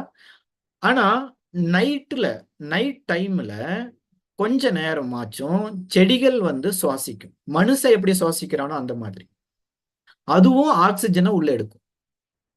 அதுக்கும் ஆக்சிஜன் தேவை. அதுவும் ஆக்சிஜனை உள்ள எடுக்கும். கார்பன் டை ஆக்சைடு ரொம்ப கம்மி அளவுல வெளியே விடும். தாவரத்துக்கு அப்படி ஒரு, செடிகளுக்கு, பிளான்ட்டுக்கு எல்லாத்துக்கும் அப்படி ஒரு இது இருக்கு. பகல்ல வந்து அது கார்பன் டை ஆக்சைடை எடுத்துட்டு ஆக்சிஜனை வெளியே விடும். நமக்கும் அதுக்கு ஆப்போசிட்டா இருக்கும். நைட்ல பாத்தீங்கன்னா செடிகள் சுவாசிக்கும். அது ஆக்சிஜனை எடுத்து அதை யூஸ் பண்ணிக்கும். ஸோ அந்த தாவர சுவாசத்தை அதிகப்படுத்தி கொடுக்கிற தன்மை நம்மளோட ஆலிஃபுக்கு இருக்கு. இந்த மாதிரி ஒரு ப்ராடக்ட் வெளியே மார்க்கெட்ல இருக்கா? அது எனக்கு என்னோட நாலேஜுக்கு தெரிஞ்சு நான் பார்த்தது இல்லை. பட் நம்மளோட ஆலிஃப் தாவரத்தோட சுவாசத்தை அதிகப்படுத்தும். அப்படி அதிகப்படுத்துறதுனால ஆட்டோமேட்டிக்கா ஒரு செடியோட ஆரோக்கியங்கிறது அருமையா இருக்கும். கண்டிப்பா அந்த பயிர் எப்படி விளையணுமோ விளையும், விளைச்சல் எப்படி கொடுக்கணுமோ கண்டிப்பா கொடுக்கும். அவ்வளவு சூப்பரான ஒரு ப்ராடக்ட். அதனால கண்டிப்பா அதோட இதுல இன்னொரு பெரிய பெனிஃபிட் இருக்கு. ஆலிஃப் யூஸ் பண்ணும்போது நமக்கு மறைமுகமா கிடைக்கக்கூடிய பெனிஃபிட் எல்லாம் பாருங்க. இது வந்து லிக்விட் ஃபார்ம்ல இருக்கு. ஈஸியா வந்துட்டு கரைஞ்சிரும். மண்ணுல வந்து ஊத்துனாலும் சரி, நீங்க ஸ்ப்ரே பண்ணணும். இது ஸ்ப்ரேவும் பண்ணணும், மண்ணுலையும் போடணும். அதை அடுத்து சொல்றேன். இது இது இது எது பண்ணுனாலும் ஈஸியா வந்துட்டு கரையும். மண்ணுலையும் சரி, தண்ணிலையும் சரி ஈஸியா வந்துட்டு கரைஞ்சிரும். அது வந்துட்டு செதறன்னு சொல்லுவாங்க, ஸ்ப்ரெட் ஆகக்கூடிய தன்மைன்னு சொல்லுவாங்க. இது மண்ணுல போட்டா அது வந்துட்டு உள்ள இருக்கக்கூடிய நுண்ணூட்டம் எல்லாம் மண்ணுல முழுமையா பயிருக்கு பிரிஞ்சு போய் சேரணும். அதுவும் வந்துட்டு டக்குன்னு இது நடக்கும். பட் மற்ற நார்மலா யூஸ் பண்ணக்கூடிய கெமிக்கல்கள்ல அது நடக்காதுங்க. அது நீங்க போட்டுட்டீங்கன்னா அது மண்ணுல கரையிறதுக்கே லேட் ஆகும். அப்ப மண்ணிலேயே கிடக்கும். அது ரொம்ப நாளைக்கு அது மண்ணை பாதிக்கும். அது ஒரு பிரச்சனை இருக்கு. செடிகள் வந்து ஈஸியா வந்துட்டு இது உறிஞ்சிக்கும். பயிர்கள் வந்துட்டு ஈஸியா உரியும். இதையே மற்ற கெமிக்கல் இதை வந்துட்டு பயிர்கள் உரியருக்கு வந்துட்டு சிரமப்படும், கஷ்டமா இருக்கும். சுற்றுச்சூழல் பாதிப்பு, இதுல சுற்றுச்சூழல் பாதிப்புக்கு துளி கூட இடம் இல்லை. இது முழுக்க முழுக்க இயற்கையா தயாரானது, ஆர்கானிக். அது மட்டும் இல்லாம இது ஈஸியா மண்ணுல கரைஞ்சு போறதுனால வெளியே காத்துல அடிச்சுட்டு போய் அது காத்துல கலந்து அது மற்ற உயிர்களை, ஆடு மாடை பாதிக்கிறதோ இல்லை விவசாயம் பண்ற விவசாயிக்கே மூச்சு மூலியமா பாதிப்பு உருவாக்குறதோ, அந்த மாதிரி சுற்றுச்சூழல் பாதிப்பு இதுல வராது. கெமிக்கல்ஸ், மற்ற கெமிக்கல் உரம் அது இதுன்னு உப்பு அது இதுன்னு கொட்டும் போது கண்டிப்பா அது பாதிப்பு வரும். அதே மாதிரி ஒரு என்ன சொல்றது, இது ஒரு பயிருக்கு மெதுவா மெதுவா அது ஊட்டத்தை கொடுத்துக்கிட்டே இருக்கும். ஆனா கெமிக்கல் உரம் போட்டீங்கன்னா டக்குன்னு 2 நாள் 3 நாள்ல உங்களுக்கு ஒரு என்ன சொல்றதுங்க, டக்குன்னு ஒரு வளர்ச்சி தெரியும். பயிர் டக்குன்னு வளர்ந்த மாதிரி ஒரு இது வரும். ஆனா 1 மாசத்துக்கு அப்புறம் கூட அது தாங்காது. அன்னைக்கு உரம் போட்டிருக்கிறீங்களா, 2 நாள் 4 நாள் தான் அதோட எஃபெக்ட்.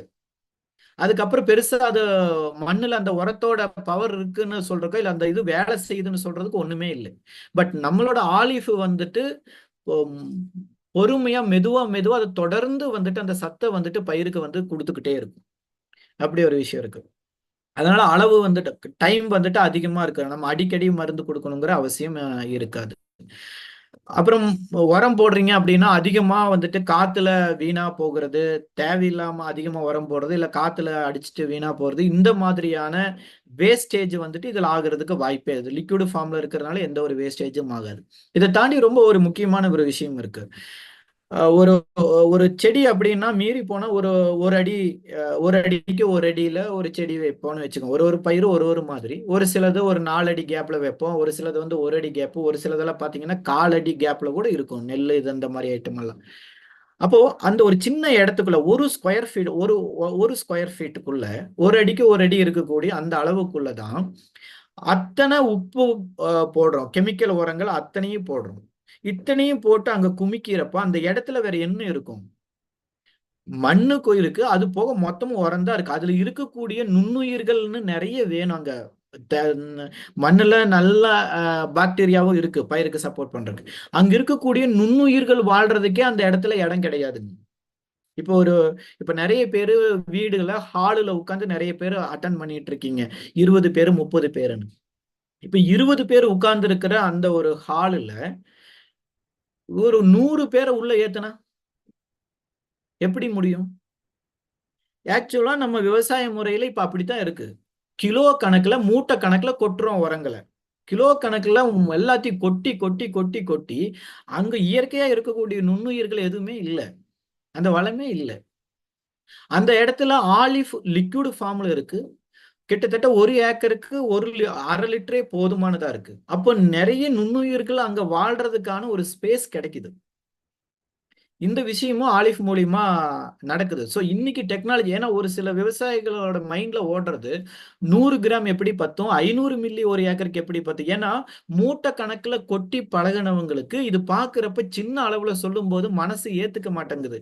ஆனா கரெக்டான விஷயம் பார்த்தா மூட்டை கணக்குல கொட்டுறதே ஒரு தப்பு தான்ல. நீங்க கொட்டினது மட்டும்தானே மண்ணுல இருக்கும். வேற என்ன இருக்கு அங்க இடம் இருக்கு.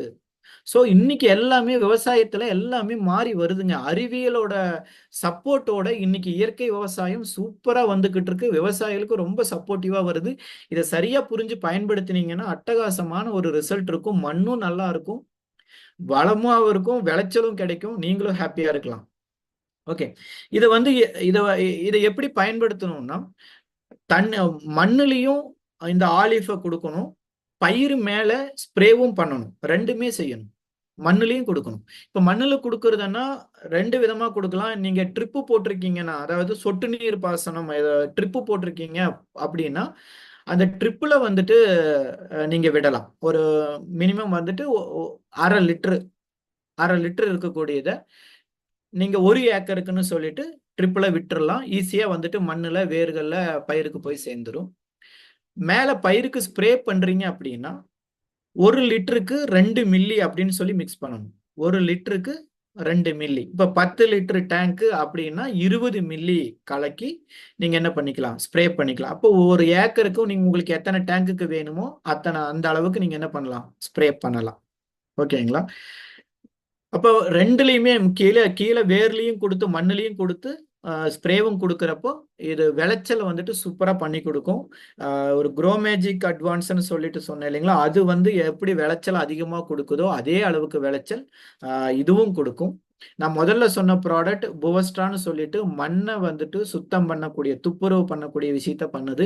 2வது க்ரோ மேஜிக் அட்வான்ஸ்ன்னு சொல்லிட்டு 100 கிராம் பேக்கெட்டு நேனோ டெக்னாலஜி பத்தியெல்லாம் சொல்லிட்டு இருந்தேன். அதுவும் செடிக்கு வந்துட்டு நல்ல ஒரு நுண்ணூட்டத்தை கொடுக்குது, செடியோட பயிரோட வளர்ச்சியை கொடுக்குது, விளைச்சலை கொடுக்குது.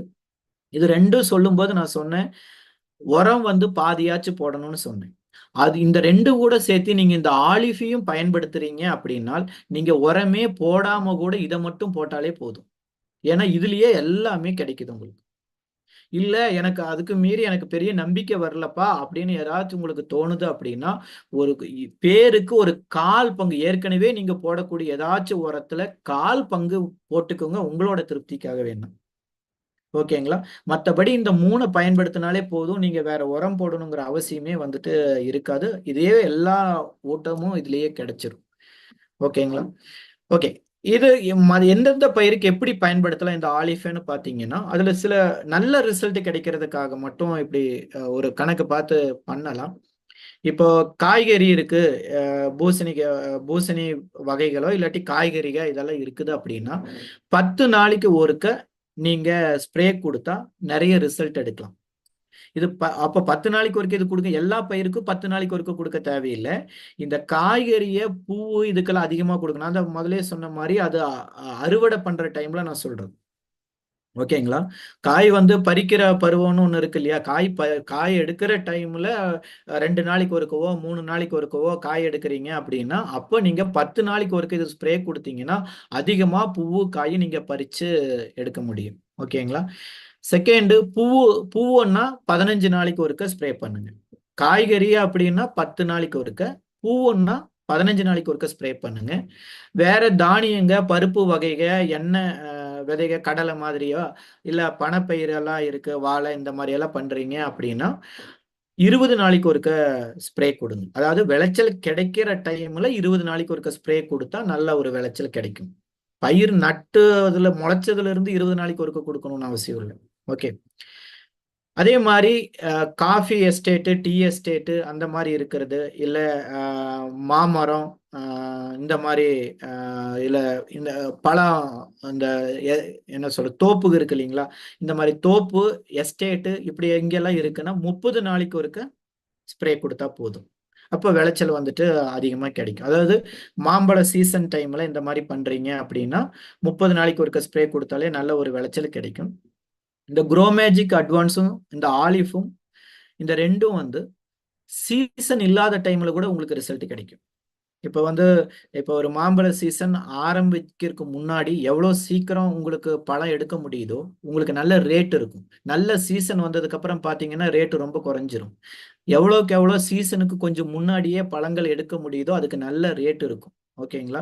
ஸோ ஆலிஃபும் இதுக்கு முன்னாடி சொன்ன குரோ மேஜிக் அட்வான்ஸும் யூஸ் பண்றப்போ சீசனுக்கு கொஞ்சம் முன்னாடியே உங்களுக்கு பழங்கள் எல்லாம் எடுக்க முடியும். உங்களுக்கு அது மூலியமா ஒரு பெரிய பெனிஃபிட் இருக்கு. சீசன் டைம்லயும் நல்ல ஒரு வெயிட்டு, பழங்களோட டேஸ்ட்டு, கலரு, ஸ்மெல்லு எல்லாமே சூப்பரா கொடுக்கும். அதுவும் உங்களுக்கு ஒரு பெனிஃபிட் ஆயிடும். ஸோ யூஸ் பண்ணி பாருங்க. ஒன்ஸ் யூஸ் பண்ணுங்க, உங்களுக்கு நீங்களே வந்துட்டு புரிஞ்சுப்பீங்க. ஓகே. அப்போ ஒரு நல்ல ஒரு கிளாப்போட நம்ம அடுத்த ஒரு ப்ராடக்ட்டுக்கு போகலாம். இனி அடுத்த ப்ராடக்ட் கொஞ்சம் எல்லாத்தையும் கடகடான்னு ஸ்பீடா பார்க்கலாம், என்ன டைம் ஆயிட்டே இருக்கு. இது எம்ஐ ஸ்ப்ரே பிளஸ். இது வந்து ஒரு ஒட்டு பசைன்னு சொல்லுவோம். இது வந்து மருந்து கிடையாது, உரமும் கிடையாது. இது ஒரு ஒட்டு பசை. எல்லாரும் வந்து ஸ்ப்ரே பண்றப்ப வந்துட்டு மிக்ஸ் பண்ணுவீங்க இல்லையா, ஒட்டு பசைன்னு சொல்லுவாங்கல்ல, ஸ்டிக்கர் இல்லாட்டி ஒட்டு பசை ஏதோ ஒன்று சொல்லுவீங்க, அந்த மாதிரியான ஒரு ஐட்டம். பட் மார்க்கெட்ல இருக்கிறதுக்கும் நமக்கு ஒரு வித்தியாசம் இருக்கு. இந்த நம்மளோட எம்ஐ ஸ்ப்ரே பிளஸ் அப்படிங்கிறது ஒரு ஸ்டிக்கர்னா என்னது, நமக்கு அடிக்கிற மருந்து வந்துட்டு இலையில வந்துட்டு கொஞ்சம் ஒட்டி இருக்கணும். ஏதாச்சும் டக்குன்னு 4 துளி மழை துளி லேசா ஊத்துனாலே அது வந்து மொத்தமும் வந்து என்ன ஆயிடும், மண்ணுக்கு வந்துடும். அந்த இலை மேல மருந்து அடிச்சது வீணா போயிடும். ஸோ அதுக்காக உருவாக்கப்பட்டதான் இந்த ஸ்டிக்கருங்கிற ஒரு ஐட்டம். அடிச்ச மருந்து கொஞ்ச நேரம் ஆச்சும் இலையில வந்து ஒட்டி இருக்கணுங்கிறதுக்காக. ஸோ நம்மளோடது அந்த மாதிரி ஒரு ஸ்டிக்கரா வேலை செய்யும். இந்த எம்ஐ ஸ்ப்ரேவை மிக்ஸ் பண்ணிட்டீங்கன்னா நீங்க அடிக்கக்கூடிய மருந்து அது இலையில வந்துட்டு கொஞ்சம் ஒட்டி ரொம்ப நேரத்துக்கு நிலைச்சு நிற்கும். லேசான மழைக்கு எல்லாம் சாமானியமா போகாது. செகண்ட் வந்து ஸ்ப்ரெட் ஆகும். இப்போ ஒரு துளி இலை மேல விழுந்திருக்குன்னா கிட்டத்தட்ட அது ஒரு 7 துளி 10 துளி விழுந்த அளவுக்கு அது வந்து ஸ்ப்ரெட் பண்ணி கொடுக்கும். ஒரு துளியே அவ்வளோ நல்லா பரப்பி கொடுக்கும், இலை மேல நல்லா பரப்பும். அப்போ அப்படி பரப்புறதுனால உங்களோட மருந்தோட அளவு கம்மி பண்ணிக்க முடியும். ஓகேங்களா? ஸ்ப்ரெட் பண்ணி கொடுக்கும். இலை மொத்தமும் கவர் ஆயிடும். சில இடத்துல எல்லாம் பாத்தீங்கன்னா மருந்து அடிச்சதுக்கு அப்புறம் இலைக்கு அடியில எல்லாம் பூச்சிக்கு போய் அண்டிக்கும், அது பட்டிருக்காது. பாதி செடிக்கு தான் மருந்து பட்டிருக்கும், பாதி இலைக்கு தான் பட்டிருக்கும், பாதி இலைக்கு மருந்தே பட்டிருக்காது. பட் இது ஸ்ப்ரெட் பண்ணி கொடுக்கறதுனால இலை மொத்தத்துக்கு என்ன ஆயிடும், மருந்து பரவிடும். ரெண்டாவது ஊடுருவி போகும். இப்போ ஒரு இலை மேல சும்மா வெறுமனே கிடக்காம இலைக்குள்ள என்ன பண்ணும், கொஞ்சமாச்சும் ஊடுருவி போகும். ஊடுருவி போகும்போது இலைக்கு ஏதாச்சும் நோய் தாக்குதல் இருக்குன்னா அதெல்லாம் வந்துட்டு ஈஸியா வந்து ரெக்கவர் ஆகும். அப்புறம் ஆக்டிவேட்டரா இருக்கும். இது கூட எந்த மருந்தை கலக்குறீங்களோ அந்த மருந்தை நல்லா வேலை செய்ய வைக்கும், நல்லா ஆக்டிவேட் பண்ணும். அந்த மருந்தை நல்லா ஊக்கமா வேலை செய்ய வைக்கும். அதே மாதிரி ஒரு ஸ்ப்ரேல 2-3 மருந்தெல்லாம் கலக்கி அடிப்பீங்க. ஒரு பூச்சிக்குன்னு ஒரு மருந்து, பூஞ்சைக்குன்னு ஒரு மருந்து, ஊட்டத்துக்குன்னு ஒரு 2-3 பிரச்சனைகளுக்கான மருந்தை ஒரே டேங்க்ல மிக்ஸ் பண்ணியெல்லாம் ஸ்ப்ரே பண்ற பழக்கம் இருக்கு. அப்படி ஸ்ப்ரே பண்ணும்போது ஒரு மருந்தோட பவரை இன்னொரு மருந்து வந்து கம்மி பண்ணிடும். பட் இந்த எம்ஐ ஸ்ப்ரேவை கூட மிக்ஸ் பண்றீங்கன்னா அந்த 2 மருந்தையுமே தனித்துவமா வேலை செய்ய வைக்கும். ஒன்னும் இன்னொன்னு வந்து மட்டப்படுத்தாம பார்க்கும். அப்படி இருக்கு. அதே மாதிரி எம்ஐ ஸ்ப்ரே நம்மளோட அடுத்த மருந்துகளை பூச்சி புழுக்கெல்லாம் மருந்துகள் இருக்கு, அடுத்து சொல்றேன். அது கூட நம்மளோட எம்ஐ ஸ்ப்ரேவை மிக்ஸ் பண்ணி ஸ்ப்ரே பண்றீங்கன்னா மகரந்த சேர்க்கை அதிகமா நடக்கும். ஏன்னா தேன் பூச்சிகளை வந்துட்டு அதிகமா ஈர்க்கும். அது மூலியமா மகரந்த சேர்க்கை அதிகமா நடந்து அது ஒரு விளைச்சலுக்கு ஒரு காரணமா அமையும். ஓகேங்களா? ஸோ ஏற்கனவே ஸ்டிக்கர் அப்படிங்கிற ஐட்டம் ஒட்டு பசங்கிறது ஆல்ரெடி நீங்க பயன்படுத்தியிருப்பீங்க. அது என்ன பண்ணும், ஒரு ஸ்டிக்கரா வேலை செய்யும், ஸ்ப்ரெட் பண்ணி கொடுக்கும், இல்ல ஊடுருவி கூட கிரிப்பா கூட போகும். இந்த 3 விஷயத்த செய்யும். ஆனா மருந்து நல்லா வேலை செய்ய வைக்கிற ஆக்டிவேட்டரா இருக்காது. 2-3 மருந்தை ஒட்டுக்கா அடிக்கிறப்போ எல்லாத்தையும் தனித்துவமா வேலை செய்ய வைக்கிற ரியாக்டரா இருக்காது. தேன் பூச்சிகளை இருக்கக்கூடிய பாலினேட்டரா இருக்காது. ஸோ வெளியே இருக்கக்கூடிய நீங்க ஏற்கனவே பயன்படுத்துற பசைகள் எல்லாம் வந்துட்டு 3 வேலை தான் செய்யுது. நம்மளோட எம்ஐ ஸ்ப்ரே வந்துட்டு 6 வேலைகளை ஒட்டுக்கா செய்யுது. ஓகேங்களா? ஸோ அதுக்கு இதுக்கு டிஃபரெண்ட் இருக்கு. ரேட்ல பாக்குறப்போ ஒரு 50 ரூபா விலை கூடுதலா தெரியும். ஆனா அதுக்கான ஒர்த்தான ப்ராடக்ட் நம்மளோடது. ஓகே. ஸோ அடுத்து நம்மளோட பூச்சிக்கொல்லி மருந்துகளுக்கான செக்மெண்ட்டுக்குள்ள போகலாம். அதுல முதல்ல சூப்பரான ஒரு ப்ராடக்ட் எம்ஐ வீர் அப்படின்னு சொல்றது. இந்த எம்ஐ வீர் அப்படிங்கிறது புழு பூச்சி அத்தனைக்குமான ஒரு தீர்வு. எந்த விதமான புழுவா இருந்தாலும் சரி, எந்த விதமான புழு பூச்சி அப்படின்னு நீங்க எதை பார்த்தாலும் சரி, அதுக்கு இந்த மருந்து அடிக்கலாம். இது முடிஞ்ச வரைக்கும் புழு பூச்சியோட தாக்குதலோட ஸ்டார்டிங் டைம்லயே இதை அடிச்சிட்டீங்க அப்படின்னா நல்லா கட்டுப்பட்டு வரும். இது எப்படி வேலை செய்யும்னா, இது வந்து இயற்கையானதுன்னு சொல்றீங்க, ஆனா வந்துட்டு எப்படி வந்துட்டு இது புழு பூச்சியை கொல்லும் அப்படின்னா, இப்ப கெமிக்கல் மருந்து அடிச்ச உடனே டக்குன்னு வந்து புழுவோ பூச்சியோ செத்து விழுகிறத கண்ணு முன்னாடி நமக்கு பார்க்க முடியும். இது வந்து அப்படி இமிடியட்டான வேலையெல்லாம் பண்ணாது. இது எப்படி ஒர்க் பண்ணுது அப்படின்னா, இப்போ எம்ஐ வீர் அடிச்சிட்டீங்க அப்படின்னா, எம்ஐ ஸ்ப்ரே, எம்ஐ வீர் இதெல்லாம் கலந்து அடிக்கிறீங்க அப்படின்னா, இந்த அந்த அந்த இலைய வந்துட்டு புழு வந்து சாப்பிடுதுன்னா வாய் வந்து ஒட்டிக்கும். அப்போ வாய் ஒட்டிக்குதுன்னா அதுக்கு மேற்கொண்டு அது அதிகமா வந்துட்டு சாப்பிட முடியாது. அப்படி சாப்பிட முடியாம ஆகுறப்போ அதுக்கு 2வது ஒரு பிரச்சனை வரும். அதோட பிரெயின் வந்துட்டு ஸ்ட்ரோக் ஆகும். உடம்பே வந்து மொத்தமும் பக்கவாதம் வந்த மாதிரி ஆயிடும். அதுக்கப்புறம் உடம்புல இருக்கக்கூடிய நீரெல்லாம் வந்துட்டு வெளியேறும். அதுக்கப்புறம் அந்த புழு வந்து இறந்துடும். அப்போ அது மருந்து அடிச்சதுல இருந்து இந்த புழு வந்துட்டு இறக்கிறத நம்ம பார்க்கணும்னா 24 மணி நேரமோ 48 மணி நேரம் வரைக்கும் கூட டைம் எடுக்கும். கெமிக்கல் மருந்துக அடிச்ச உடனே அடுத்த ஒரு 10 நிமிஷத்துல நீங்க பார்க்கலாம் புழுவெல்லாம் செத்து போறது. பட் நம்மளோடதுல அடிச்சுட்டு புழு பூச்சி கட்டுப்படுறத பார்க்கணும்னா உங்களுக்கு 1 நாள் 2 நாள் வரைக்கும் கூட டைம் எடுக்கும். அடிச்சு போட்ட உடனே புழு வந்துட்டு சாகலை அப்படின்னு சொல்ல வேண்டாம். ஓகேங்களா? இதை எந்த அளவுக்கு கொடுக்கல, இதை வந்து 250 மில்லி 1/4 லிட்டர் இருக்கக்கூடிய டப்பாவா இது இருக்கு. இதுல 1 லிட்டருக்கு 2 மில்லி அப்படின்னு சொல்லிட்டு எடுத்து ஸ்ப்ரே பண்ணலாம். ஒரு லிட்டருக்கு 2 மில்லி இதை எடுத்துக்கணும். அதே மாதிரி இதுக்கு முன்னாடி சொன்ன அந்த எம்ஐ ஸ்ப்ரே இருக்கு இல்லைங்களா, ஒட்டு பசை, அது வந்து லிட்டருக்கு 1/2 மில்லி. லிட்டருக்கு வந்துட்டு 1/2 மில்லி எடுத்தா போதும். ஸோ ஒரு 10 லிட்டர் டேங்க் அப்படின்னா இதுல வந்துட்டு 2 மில்லி அப்படின்னா ஒரு 20 மில்லி இது எடுக்கலாம். ஒரு டேங்குக்கு வந்து ஒரு 20 மில்லி எடுத்துக்கலாம். அதுல ஒரு 5 மில்லி எம்ஐ ஸ்ப்ரே எடுத்துக்கலாம். அப்போ நல்ல ஒரு ரிசல்ட் வந்துட்டு கிடைக்கும். ஓகேங்களா? இது எம்ஐ வீர். இதுல என்னெல்லாம் பயன்படுத்தியிருக்காங்க, என்ன யூஸ் பண்ணி இதுல என்ன கலவை இருக்குன்னு பாத்தீங்கன்னா, வேப்பெண்ணெய், பூண்டெண்ணெய், மீன் எண்ணெய், கராஜ் எண்ணெய், குடமிளகாய் எண்ணெய், யூக்கலிப்டஸ் எண்ணெய், கடுகு எண்ணெய், தடோரா எண்ணெய், அதே மாதிரி லவங்கப்பட்ட எண்ணெய், பெப்பர்மின்ட்டு, கற்பூர எண்ணெய், நல்லெண்ணெய், இது இத்தனையும் இருக்கு. இப்ப கராஜ் எண்ணெய்னா புங்கன் எண்ணெய், நம்ம தமிழ்நாட்டுல புங்கன் எண்ணெய்னு சொல்லுவாங்க, அதான் கராஜ் எண்ணெய்னு சொல்றது. அதே மாதிரி தடோரா அப்படின்னா அது ஊமத்தங்காய் இருக்கு இல்லைங்களா, ஊமத்த எண்ணெய், அதுதான் வந்துட்டு தடோரான்னு சொல்றது. பெப்பர்மின்ட் நிறைய பேருக்கு தெரியும்னு நினைக்கிறேன். இந்த மிளகு கீரைன்னு சொல்றது புதினாவோட ஒரு வகை. ஓகேங்களா? ஸோ நீங்க சொல்ல வர்றது 12 விதமான ஆயிலோட மிக்சிங். இது 12 ஆயிலோட மிக்ஸ். நிறைய பேர் இயற்கை விவசாயம் பண்றவங்க நிறைய பேர் முயற்சி பண்றது இதுல இருக்கக்கூடிய 1-2 ஆயில தான் நம்ம கடையில வாங்கிட்டு ஸ்ப்ரே பண்ணிட்டு இருப்போம், மருந்து கடையில வாங்கி ஸ்ப்ரே பண்ணுவோம், இல்லைன்னா நீங்களே தயார் பண்ணி பண்ணிட்டு இருப்பீங்க. ஆனா என்னைக்காச்சும் இந்த 12 ஆயிலும் மிக்ஸ் பண்ணி என்னைக்காச்சும் மருந்து அடிச்சிருக்கீங்களான்னு பார்த்தா இல்ல. பட் நம்மளோடது இங்கே 12 ஆயில் மிக்ஸ் பண்ணி இருக்கு. நீங்க எங்கேயும் இந்த ஆயில்களை தனித்தனியா போய் வாங்கணும்னோ இல்ல நீங்களே தயார் பண்ணணுங்கிற எந்த சிரமமும் இல்லை. எம்ஐ வேர் மட்டும் அடிச்சா போதுமானது. ஆனா ஒரு விஷயம் என்னன்னா, பூச்சியோட தாக்குதலோட ஆரம்பத்திலேயே அடிச்சீங்கன்னா நல்ல ரிசல்ட் வரும். ரொம்ப நிறைய ஆனதுக்கு அப்புறம் அடிக்கிறத விட ஆரம்பத்திலேயே அடிக்கிறது பெட்டர் ரிசல்ட் வரும். எப்பவுமே இந்த புழுவோட ஒரு பருவம் அப்படின்னு இருக்கு. ஒரு புழு வந்துட்டு பூச்சியா மாறுற ஒரு கூட்டு புழு ஆகுறது பூச்சியாற பருவம்னு இருக்கு. ஸோ இந்த டைம்ல இந்த லார்வா டைம்னு சொல்லுவாங்க. அந்த ஒரு சின்ன புழுவா இருக்கக்கூடிய டைம்லயே முட்டையிலிருந்து பொரிஞ்சு வர்ற டைம்லயே அடிச்சோம்னா நல்ல ரிசல்ட் வரும். மெயினா இந்த புழு பூச்சிகளோட இனப்பெருக்க டைம் அப்படிங்கிறது அந்த அமாவாசைக்கு அப்புறம் தான். இந்த அமாவாசை அன்னைக்கு தான், அமாவாசை இல்லை அடுத்த நாள் அப்பதான் வந்துட்டு ஆண் பூச்சி பெண் பூச்சி சந்திப்பு இருக்கும். சந்திப்பு முடிஞ்சதும் ஆண் பூச்சி இறந்துரும், பெண் பூச்சி முட்டைகள் வைக்கும், முட்டைகள் வச்ச உடனே பெண் பூச்சி இறந்துரும். அதுக்கப்புறம் முட்டையிலிருந்து அந்த குஞ்சுகள் பொரிஞ்சு வந்து அதுதான் வந்துட்டு மறுபடியும் புழுவாவோ பூச்சியாவோ மாறுறது. ஓகேங்களா? அப்போ அமாவாசையிலிருந்து ஒரு 5வது நாள் நீங்க மருந்து அடிக்கிறீங்க அப்படின்னா நல்லா கட்டுப்படுத்த முடியும். ஏன்னா அப்பதான் வந்துட்டு முட்டையிலிருந்து அந்த குஞ்சுகள் பொரிஞ்சு வர்ற டைம். அமாவாசையிலிருந்து ஒரு 5வது நாள். நீங்க இது நம்மளோட எம்ஐ வீர் தான் இல்லை, நீங்க எந்த கெமிக்கல் மருந்து அடிச்சாலும் இத ஃபாலோ பண்ணலாம். அதே மாதிரி நிறைய புழு பூச்சி வந்துருச்சு ஆனா அமாவாசைக்காக வெயிட் பண்றேன்னு சொல்லிட்டு வெயிட் பண்ணக்கூடாது. ஏற்கனவே புழு பூச்சி பயிர்ல பார்த்துட்டீங்கன்னா அப்போ உடனடியே அடிக்கணும். இல்ல வயல் இப்ப பயிரெல்லாம் நல்லா தான் இருக்கு அப்படின்னாலும் கூட வருமுன் காப்போம் அப்படிங்கிற மாதிரி மருந்தடிக்கணும் அப்படின்னா அமாவாசையிலிருந்து ஒரு 5வது நாள் அடிச்சீங்கன்னா பெட்டர் ரிசல்ட் இருக்கு.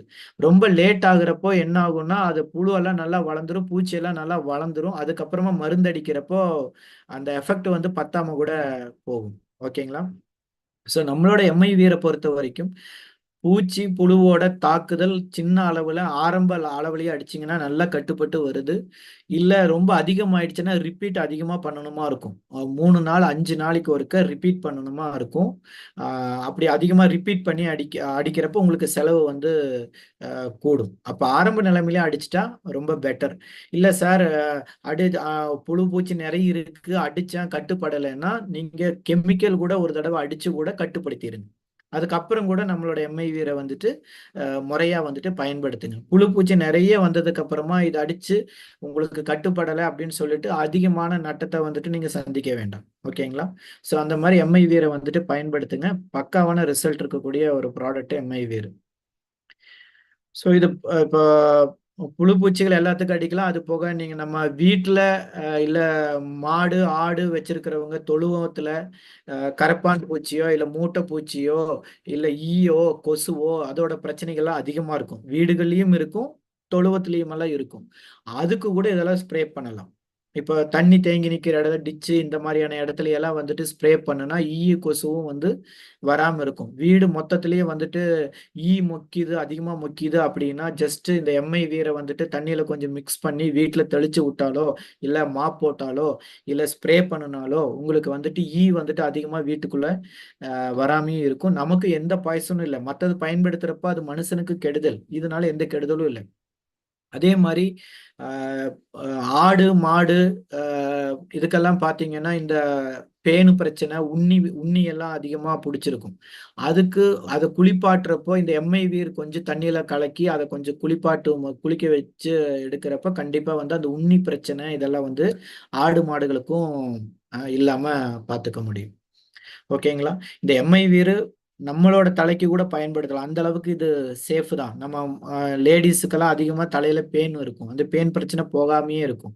அவங்க கூட என்ன பண்ணலாம், இந்த எம்ஐ வீரை வந்துட்டு ஷாம்புல வந்துட்டு கொஞ்சமா ஒரு 4-5 சொட்டெல்லாம் கலந்துக்கிட்டு தலைக்கு தேய்ச்சிங்க அப்படின்னா தலையில இருக்கிற பேன் கூட போயிடும். பட் அதுக்கு நம்ம கிட்ட வேற ப்ராடக்ட் இருக்கு. நமக்கு ஆல்ரெடி வந்துட்டு எலிமெண்ட்ஸ் அனண்டான்ல ப்ராடக்ட் இருக்கு, அதை யூஸ் பண்ணாலே போதும். பட் இருந்தாலும் இதுக்கும் பயன்படுத்த முடியும். இந்த ப்ராடக்ட் அவ்வளோ சேஃப் அப்படின்னு இருக்கு. ஓகேங்களா?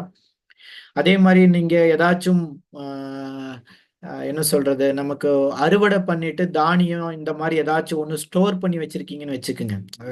ஒரு ஸ்டோர் பண்ணி வச்சிருக்கீங்க, ஒரு மொத்தமா வந்துட்டு ஒரு அறுவடை பண்ண ஒரு 10 மூட்டை 50 மூட்டை ஸ்டோர் பண்ணி வச்சிருக்கீங்கன்னா, இல்ல மொத்தமா தானியத்தை கொட்டி வச்சிருக்கீங்கன்னாலோ, ஒரு ஒரு கம்பியிலையோ இல்லாட்டி ஒரு குச்சியில ஒரு காட்டன் துணியை நல்லா குச்சி மொத்தத்துக்கும் சுத்தி அதுல எம்ஐ வீரை நல்லா நினைச்சிட்டு அந்த மூட்டையில நல்லா சொருகி வச்சிருங்க. இல்ல வந்துட்டு ஒரு என்ன சொல்றது, மொத்தமா ஒரே இடத்துல கொட்டி வச்சிருக்கீங்கன்னா அதுக்குள்ள கூட என்ன பண்ணலாம், ஒரு குச்சியை நல்லா துணியை சுத்தி எம்ஐ வீரை நினைச்சு நல்லா சொருகி வச்சிட்டீங்கன்னா அதுல பூச்சி பிடிக்காம இருக்கும். நிறைய இதுல வந்துட்டு பூச்சி பிடிச்சி வீணா போகும். இந்த மாதிரி பண்ணி வச்சீங்கன்னா பூச்சி எம்ஐ வீரு இந்த மாதிரி யூஸ் பண்ணும்போது அந்த பூச்சி பிடிக்காது. ஓகே. அதே மாதிரி கரையான் தொல்லை அதிகமா இருக்குன்னா கரையானுக்கும் வந்துட்டு இதை ஸ்ப்ரே பண்ணலாம், கரையானையும் நல்லா கட்டுப்படுத்த முடியும். ஓகே, அடுத்த ஒரு ப்ராடக்ட் பார்க்கலாம். எம்ஐ ப்ரௌடுன்னு சொல்லிட்டு இன்னும் ஒரு 2 ப்ராடக்ட் தான் இருக்கு, ப்ரோக்ராம் முடிய போகுது. ஓகே, எம்ஐ ப்ரௌடுன்னு ஒரு ப்ராடக்ட் இருக்கு. எம்ஐ ப்ரௌடுங்கிறது பூஞ்சை பிரச்சனைக்கெல்லாம் கொடுக்கக்கூடிய ப்ராடக்ட். பூஞ்சை பிரச்சனை, ஃபங்கல் இன்ஃபெக்ஷன் சொல்லிட்டு பயிர்களுக்கு அதிகமாக வரக்கூடிய பிரச்சனை இருக்கு. அப்போ இந்த எல்லா விதமான பூஞ்சைக்கும் நம்மளோட எம்ஐ ப்ரௌடு சூப்பர் ரிசல்ட் கொடுக்குது. கிட்டத்தட்ட உலகத்துல 5000த்துக்கும் மேற்பட்ட பூஞ்சை வகைகள் இருக்கு. 1 2 தான் இல்ல, 5000 விதமான பூஞ்சைகள் இருக்கு. எல்லா விதமான பூஞ்சைகளையும் இந்த எம்ஐ ப்ரௌடு சூப்பரா கண்ட்ரோல் பண்ணுது. வெளியே கெமிக்கலோ இல்ல இயற்கையோ பூஞ்சையில கட்டுப்படுத்தாததெல்லாம் நம்மளோட எம்ஐ ப்ரௌடு சூப்பரா கண்ட்ரோல் பண்ணி கொடுத்துருக்கு. எக்ஸலண்டான ரிசல்ட் எம்ஐ ப்ரௌடு நம்மளோடது. அதுல மெயினா இப்போ இங்க போட்டோல பாத்தீங்கன்னா சில போட்டோஸ் எல்லாம் இருக்கு. ரொம்ப சிம்பிளா 2 வார்த்தை மட்டும் மனசுல வச்சுக்கோங்க. ஒண்ணு அழுகல், இன்னொன்னு கருகல். அழுகல் கருகல் அப்படின்னா அது வந்து பூஞ்சை பிரச்சனை. அப்போ பூஞ்சை பிரச்சனை அப்படின்னா நம்ம எம்ஐ ப்ரௌடு அடிக்கணும். இதை நல்லா மனசுல வச்சுக்கோங்க. அழுகல் கருகல். அப்புறம் இந்த இலை, இது போக இலைப்புள்ளி நோயின்னு சொல்லுவாங்க. லீவ் ஸ்பாட்ஸ்ன்னு சொல்லிட்டு இலைப்புள்ளி நோயின்னு சொல்லுவாங்க. இலையில அப்போ கருகல் வந்துட்டு ஈஸியா தெரியும். கருகல் வந்துட்டு எப்படி இருக்குன்னு நிறைய பேருக்கு தெரியும். அழுகல் வந்துட்டு ஈஸியா எல்லாரும் கண்டுபிடிச்சிருவீங்க. இலைப்புள்ளி நோயின்னு வந்துட்டு இலையில புள்ளி புள்ளியா வரும். அதுவும் வந்துட்டு ஒரு விதமான பூஞ்சை பிரச்சனை தான். அப்புறம் இலை மேல பூச்சி புழு எதுவுமே தெரியாது, ஆனா பவுடர் மாதிரி இருக்கும். ஒண்ணு வெள்ளை கலர்ல பவுடரா இருக்கும், இல்லாட்டி மஞ்சள் கலர்ல இருக்கும், இல்லைன்னா கருப்பு கலர்ல இருக்கும். நம்ம ஊர்களில் பெரும்பாலும் வர்றது. அப்ப அந்த மாதிரி பவுடர் மாதிரி இலை மேல இருந்தாலும், இல்ல புள்ளி புள்ளியா இருக்கு அப்படின்னாலும், இல்ல கருகி இருக்கு, இல்ல அழுகி இருக்கு, இந்த 4 பார்த்தா அது எல்லாமே வந்து பூஞ்சை பிரச்சனை. அப்போ பூஞ்சை பிரச்சனைனாலே எம்ஐ ப்ரௌடு வந்துட்டு ஸ்ப்ரே பண்ணணும். இதுவும் வந்து 1 லிட்டர் தண்ணிக்கு 2 மில்லி, 1 லிட்டர் தண்ணிக்கு 2 மில்லி கலந்து ஸ்ப்ரே பண்ணணும். அப்புறம் ஒரு முக்கியமான விஷயம் என்னன்னா, பூஞ்சை அப்படிங்கிறது வந்துட்டு நமக்கு செடி மேல மட்டும் நிறைய பேர் பார்ப்பாங்க. அது ஆக்சுவலா பூஞ்சை வந்துட்டு மண்ணுலயும் இருக்கும். நம்ம நிறைய பேர் அதை பார்க்கவே முடியாது. அப்ப மேல மட்டும் ஸ்ப்ரே பண்ணி திரும்ப திரும்ப அது வந்துகிட்டே இருக்கும். நிறைய பேர் பூஞ்சை பிரச்சனை ரெகுலரா இருக்கு, தோட்டத்துல எப்பவுமே இருந்துகிட்டே இருக்கு, மருந்து நிறைய தொடர்ந்து அடிச்சுக்கிட்டே இருப்பாங்க. ஆனா அது மண்ணுலயும் பூஞ்சை இருக்குங்கிறது நீங்க எப்பவுமே ஞாபகம் வச்சுக்கணும்.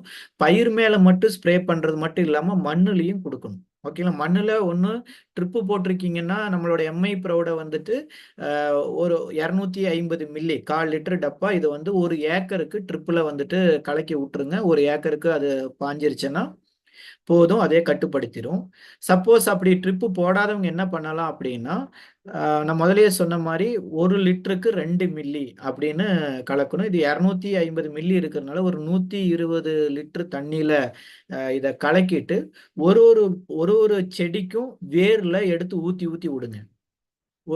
ஒரு ஒரு செடிக்கு ஊத்தி விடுங்க. அப்படி வேர்லயும் நீங்க ஊத்தி மேல செடிக்கு ஸ்ப்ரேவும் கொடுக்கறப்ப தான் பூஞ்சை பிரச்சனையை முழுசா வந்துட்டு நீங்க கட்டுப்படுத்த முடியும். ஓகேங்களா?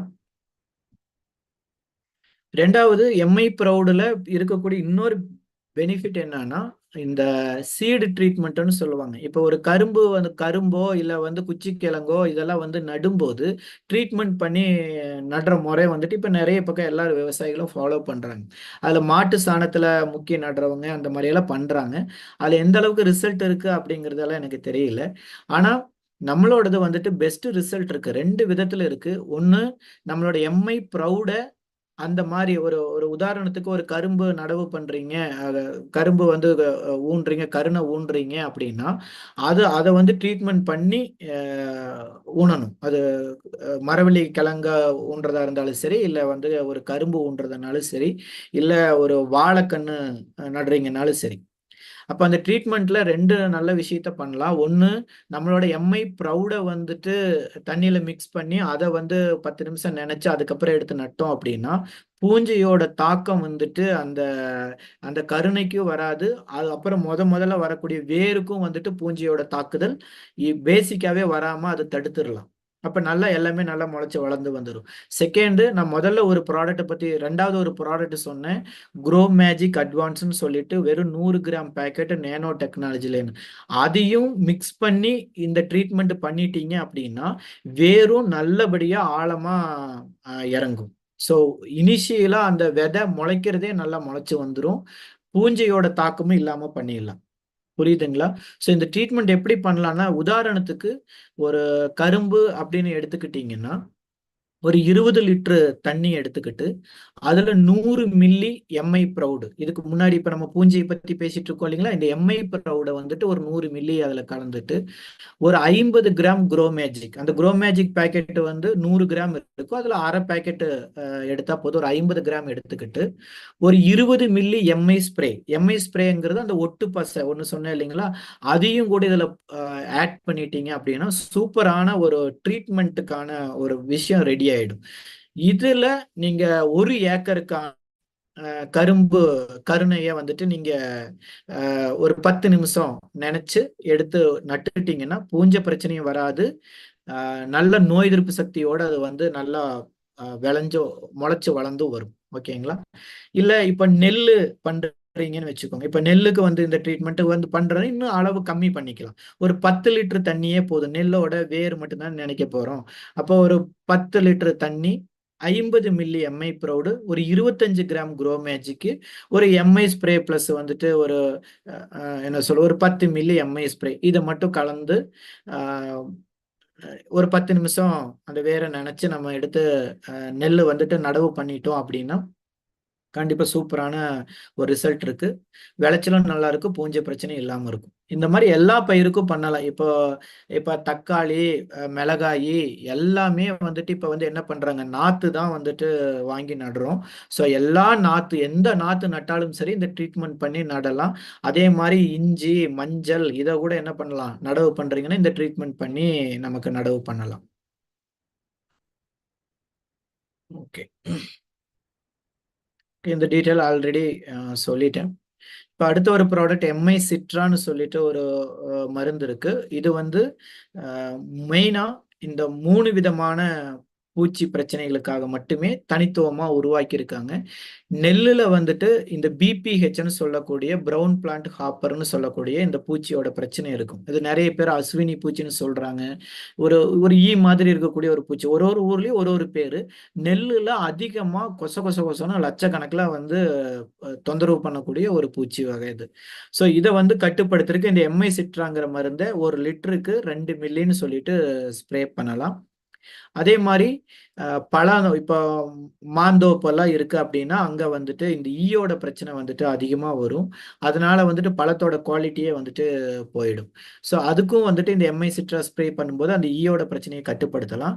டீ எஸ்டேட்டு, காபி எஸ்டேட்ல பாத்தீங்கன்னா இந்த மாதிரி ஒரு கொசுவோட பிரச்சனை, ஒரு கொசு கிடையாது, அது கொசு மாதிரி இருக்கக்கூடிய ஒரு இது. ஓகேங்களா? ஸோ அந்த இதை கட்டுப்படுத்துறதுக்கு இந்த எம்ஐ சிட்ரா ஸ்ப்ரே பண்ணலாம். நான் இதை கரெக்டா கவனிச்சுட்டு இந்த ப்ரோக்ராம கரெக்டா கவனிச்சுட்டு இருக்கிறவங்களுக்கு ஒரு சந்தேகம் வரும். இதுக்கு முன்னாடி நான் ஒன்று சொன்னேன், எம்ஐ வீருன்னு முத ஒரு மருந்து சொல்லிட்டு இருந்தேன். அதுவே எல்லா புழு பூச்சியும் கட்டுப்படுத்தும். அப்ப அது அடிக்கலாமான்னு கேட்டா அது அடிக்கலாம். அது அடிச்சாலும் இந்த பூச்சி எல்லாமே கட்டுப்படும். ஆனா எம்ஐ வீரை பொறுத்த வரைக்கும் எல்லா புழு பூச்சியும் கட்டுப்படுத்துறதுக்காக காம்பினேஷன் நிறைய பண்ணி தயார் பண்ணதுனால அந்த கேட்டகரியில பண்ணியிருக்கிறாங்க. இது வந்து பல ஆயிரக்கணக்கான ஏக்கர் பண்றது. இந்த நெல் ஆகட்டும், இல்ல பல தோப்புகள் ஆகட்டும், எஸ்டேட்டுக்கு ஆகட்டும், ஆயிரக்கணக்கான ஏக்கர் இருக்கு. நிறைய பேர் 100 ஏக்கர், 50 ஏக்கர், 15 ஏக்கர்னு வச்சிருப்பாங்க. அவங்களுக்கு இந்த பர்டிகுலரா இந்த ஒரு பூச்சியை மட்டும் கட்டுப்படுத்தினா போதும். அப்ப இதை மட்டும் கட்டுப்படுத்துறதுக்காக செலவு கம்மியா இதை தயார் பண்ணியிருக்கிறாங்க. ஓகேங்களா? ஸோ அதையும் யூஸ் பண்ணலாம். அது இதை விட நல்ல ரிசல்ட் தான்.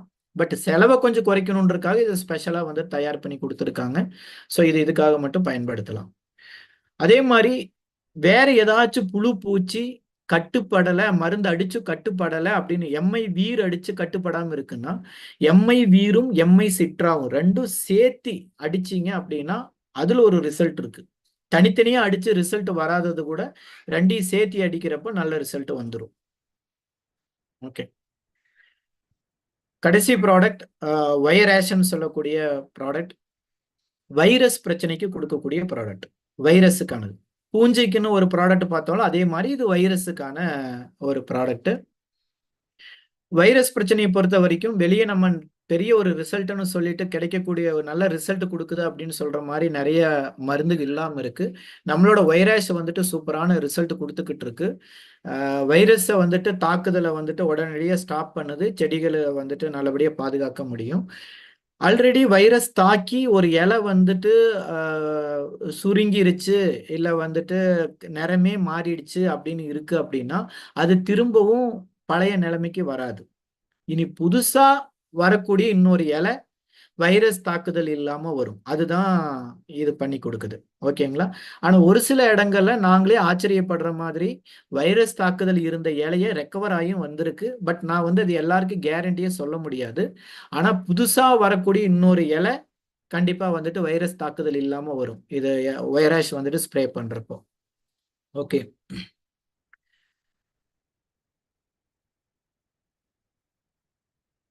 வைரஸ் தாக்குதலை தெரிஞ்சுக்கணும்னா பேசிக்கா இலை வந்துட்டு ஷேப்பே இல்லாம கோணமுனியா போகும், இல்லாட்டி சுருண்டும். அது வந்து ஒரு வைரஸ் தாக்குதலுக்கான ஒரு அறிகுறி. ரெண்டாவது வந்துட்டு அதுல வரக்கூடிய பூவு, காய், பழம் இதெல்லாம் பார்த்தீங்கன்னா ஷேப்பே இல்லாம கோணமுனையா வரும். வெண்டைக்காய் எல்லாம் பார்த்தீங்கன்னா ரொம்ப சுருண்டும், இப்போ யூ ஷேப்புல மாதிரி எல்லாம் சுருண்டும். அப்படியெல்லாம் இருக்குன்னா அது வைரஸ் தாக்குதலோட ஒரு அறிகுறின்னு சொல்லலாம். அப்புறம் ஏதாச்சும் பயிர் வந்துட்டு வளர வேண்டிய டைம்ல வளராம ரொம்ப வளர்ச்சியே இல்லாம நிற்கும். அப்படி நிற்கிதுனாலும் அதுவும் ஒரு வைரஸ் தாக்குதலோட அறிகுறின்னு எடுத்துக்கலாம். இலை வந்து பச்சையா இருக்கு, ஆனா இலையோட நரம்புகள் எல்லாம் வந்து மஞ்சள் கலர்ல மாறுது அப்படின்னா அதுவும் ஒரு வைரஸ் தாக்குதலோட ஒரு அறிகுறி தான், அப்படியும் பார்க்கலாம். இந்த மாதிரி வைரஸ் தாக்குதலோட ஒரு அறிகுறிகள் இருக்குன்னா வைரஸ் அடிக்கலாம். கூட சேர்த்தி குரோமேஜிக்கு இல்லாட்டி ஆலிவ் கண்டிப்பா சேர்த்தி அடிங்க. ஏன்னா வைரஸ் தாக்குதல் வந்திருக்குன்னா நோய் எதிர்ப்பு சக்தி கம்மியா இருக்குன்னு அர்த்தம். குரோமேஜிக்கும் சேர்த்தி வைரஸ் கூட சேர்த்தி அடிக்கிறப்போ நோய் எதிர்ப்பு சக்தியும் கிடைக்கும், இந்த வைரஸ் தாக்குதலுக்கு எதிரான ஒரு மருந்தும் கிடைக்கும். ஓகேங்களா? மாடிஃபை அப்படின்னு சொல்லிட்டு நம்மளோட ஒரு ப்ராடக்ட் இருக்கு.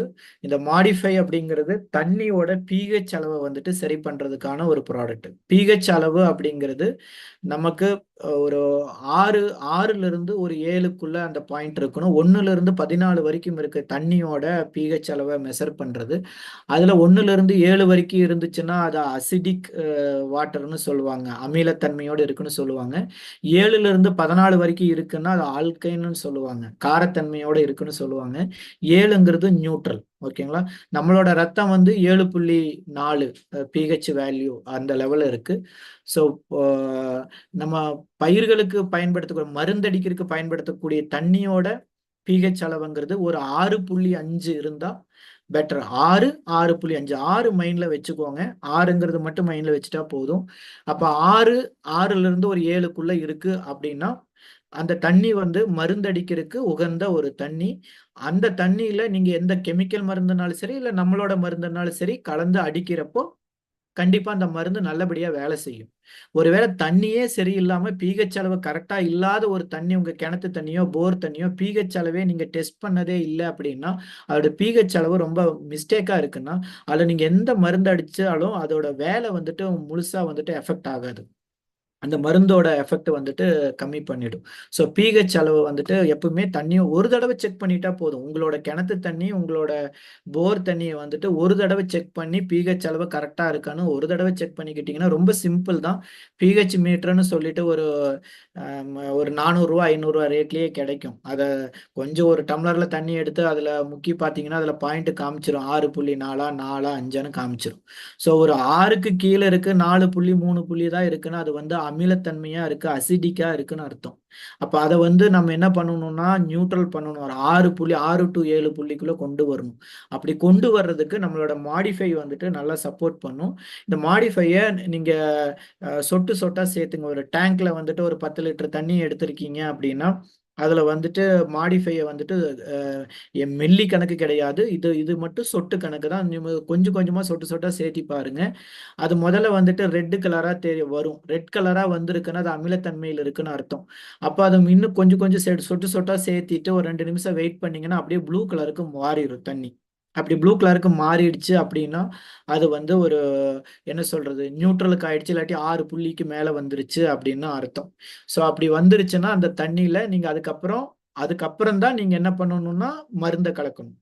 மருந்தை கலக்கிட்டு இல்லை இந்த செக் பண்றது. தண்ணியில இதை மட்டும் ஆட் பண்ணி செக் பண்ணிட்டு சரி பண்ணிட்டு அதுக்கப்புறம் தான் மருந்தையே வந்துட்டு என்ன பண்ணணும் ஆட் பண்ணணும்.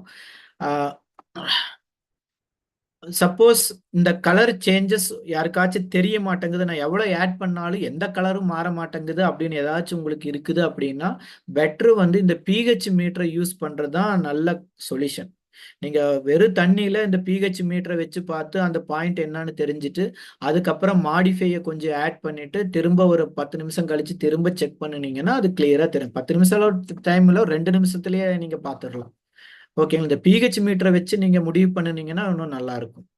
ஓகே, பிஹெச் அளவு வந்துட்டு அதிகமா இருக்குன்னா இது பயன்படுத்தணுங்கிற அவசியம் இல்லை. நீங்க வந்து பிஹெச் அளவு கம்மியா இருக்கிறத அதிகப்படுத்துறதுக்கு தான் நம்ம வந்து மாடிஃபை யூஸ் பண்றோம். ஆல்ரெடி அதிகமா இருக்கிறத வந்து கம்மி பண்றதுக்கு அவசியம் இல்லை. நம்ம ஊர் சைட்ல அந்த மாதிரி தண்ணி கிடையாது, அதனால அதை பத்தி பெருசா ஒன்றும் மெனக்கெட வேண்டாம். அதிகமா இருக்கிறத கம்மி பண்ணணும் அப்படின்னா அதுக்கு வந்துட்டு ரொம்ப சிம்பிளா வந்துட்டு ஒரு எலுமிச்சை சாறை கொஞ்சம் சேர்த்தனாலே போதும், அந்த லெவலை வந்து கம்மி பண்ணிக்க முடியும். ஓகேங்களா? அப்புறம் ஒரு சிலர் டவுட் யூடியூப்ல எல்லாம் கேட்டீங்க, இந்த மண்ணுல பிஹெச் அளவு வேற மாதிரி இருக்கு அதுக்கெல்லாம் என்ன பண்றதுன்னு கேட்டீங்க. மாடிஃபையை வந்துட்டு தண்ணியில ஆட் பண்றப்போ எப்படி தண்ணி மாறுதோ அதே மாதிரி மண்ணுல நீங்க மாடிஃபையை வந்துட்டு ட்ரிப்பு மூலியமா கொடுக்கறப்போ ஆட்டோமேட்டிக்கா வந்துட்டு மண்ணோட பிஹெச் அளவையும் இது மூலியமா மாத்தி கொண்டு வர முடியும். அதுக்கு முதல்ல மண்ணுல இருக்கக்கூடிய பிஹெச் லெவலை வந்துட்டு நீங்க இந்த மீட்டர் வச்செல்லாம் டெஸ்ட் பண்ண முடியாது. அதுக்கு எல்லா மாவட்டத்திலையும் வந்துட்டு வேளாண் துறை அலுவலகம்னு கண்டிப்பா ஒண்ணு இருக்கு. அங்க உங்க தோட்டத்துல இருந்து மண்ணை கொண்டு போய் பரிசோதனைக்கு கொடுத்தீங்கன்னா ஒரு ஒரு ஒரு சாம்பிள் டெஸ்ட்டுக்கு 20 ரூபா 30 ரூபா தான் ரேட்டு வாங்குறாங்க. அதிகபட்சம் 50 ரூபா வாங்குவாங்க. அப்போ உங்க மண்ணோட பிஹெச் அளவு என்னன்னு அவங்க சொல்லிடுவாங்க. ஸோ மண்ணோட பிஹெச் அளவு தெரிஞ்சிருச்சுன்னா 2 விதமா நீங்க முடிவு பண்ணலாம். ஒண்ணு மண்ணோட பிஹெச் அளவை மாத்துறதுக்கு என்ன பண்ணணுங்கிறதால இருக்கு. ஒண்ணு சுண்ணாம்பு சத்து கொடுத்து அதுல மாத்தி எடுக்கலாம், இல்லாட்டி என்ன சொல்றது ஒரு ஒரு மர சாம்பலோட சத்து கொடுத்து அதுல பிஹெச் அளவை மாத்தி எடுக்கிற முறைகள் எல்லாம் இருக்கு. நம்மளோட மாடிஃபையை கொடுத்து கூட மாத்தி எடுக்கிற முறைகள் இருக்கு. அது ஒரு விதம்.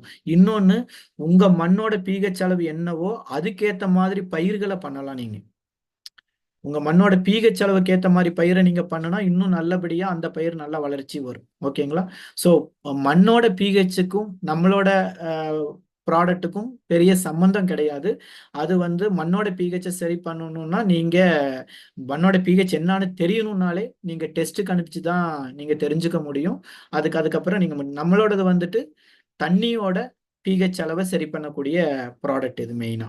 ஓகேங்களா? ஓகே, நம்மளோட ப்ராடக்ட் எல்லாமே முடிஞ்சிருச்சு.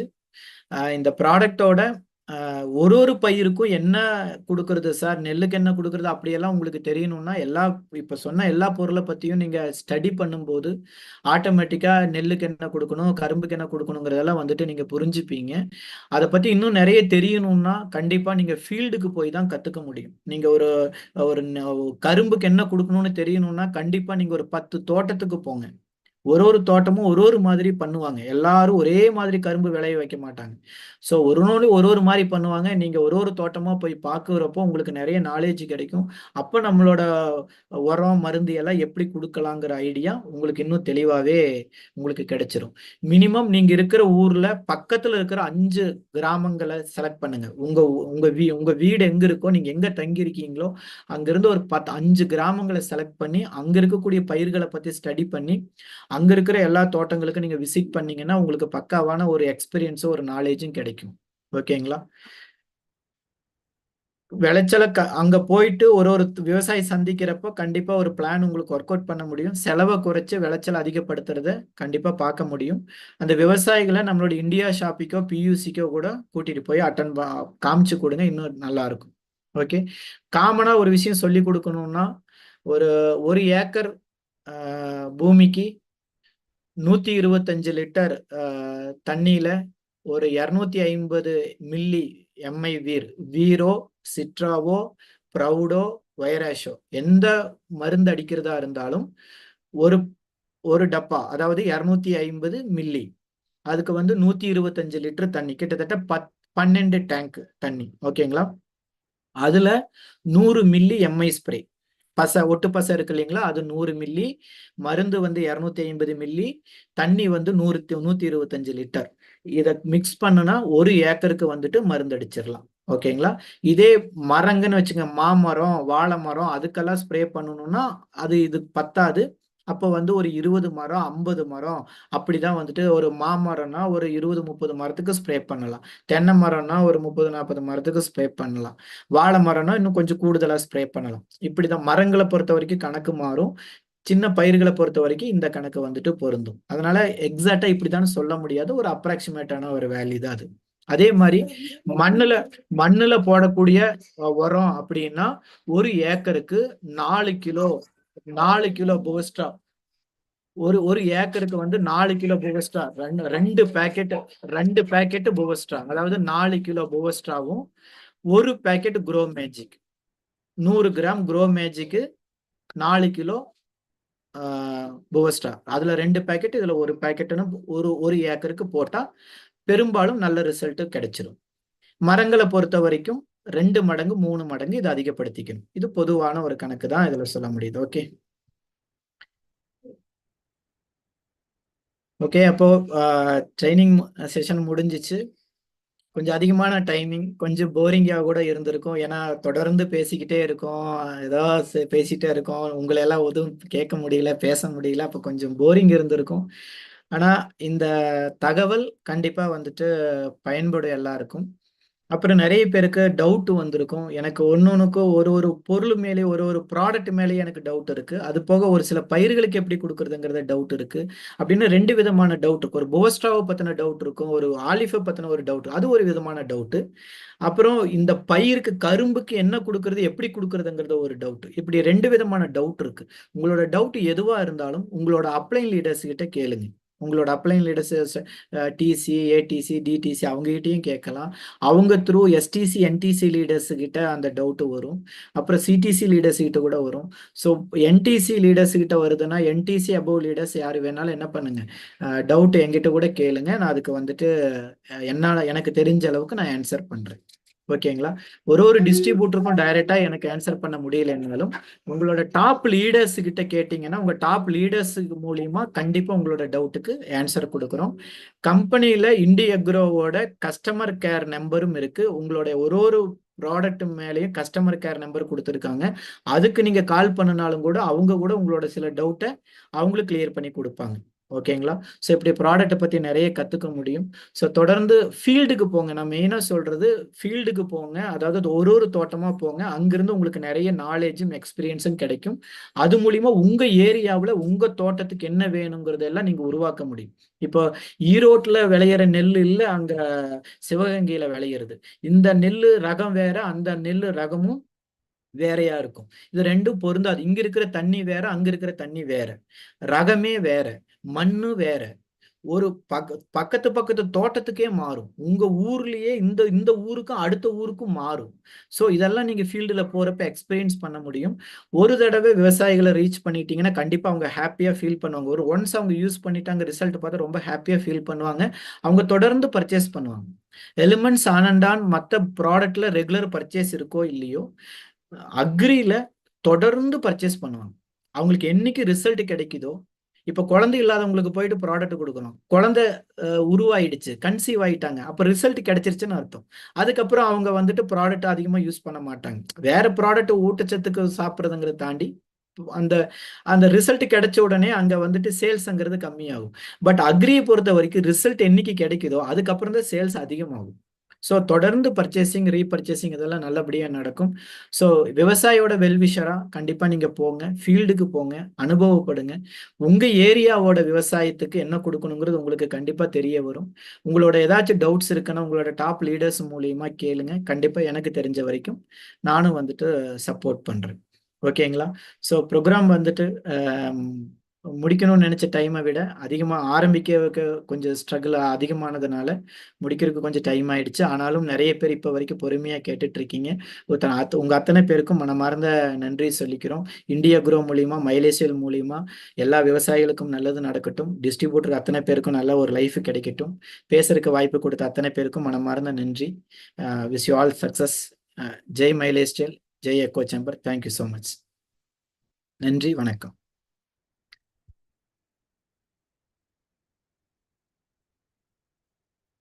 இப்போ ப்ரோக்ராம்ல கலந்துக்கிட்ட அத்தனை பேருக்கும் மனமார்ந்த நன்றி. இந்த ப்ரோக்ராம் அரேஞ்ச் பண்ணி சப்போர்ட் பண்ணி கொடுத்த டாப் லீடர்ஸ் எல்லா லீடர்ஸுக்கும், டாக்டர் மோகன் சார் உட்பட எல்லா லீடர்ஸுக்கும், வினோத் சாலமன் சாருக்கும் எல்லா லீடர்ஸுக்கும் மனமார்ந்த நன்றி சொல்லி இந்த ஜூம் இதோட முடிஞ்சதாக அறிவிக்கிறோம். எல்லாருக்கும் மனமார்ந்த நன்றி தெரிவிச்சுக்கிறோம். Thank you so much. Good night.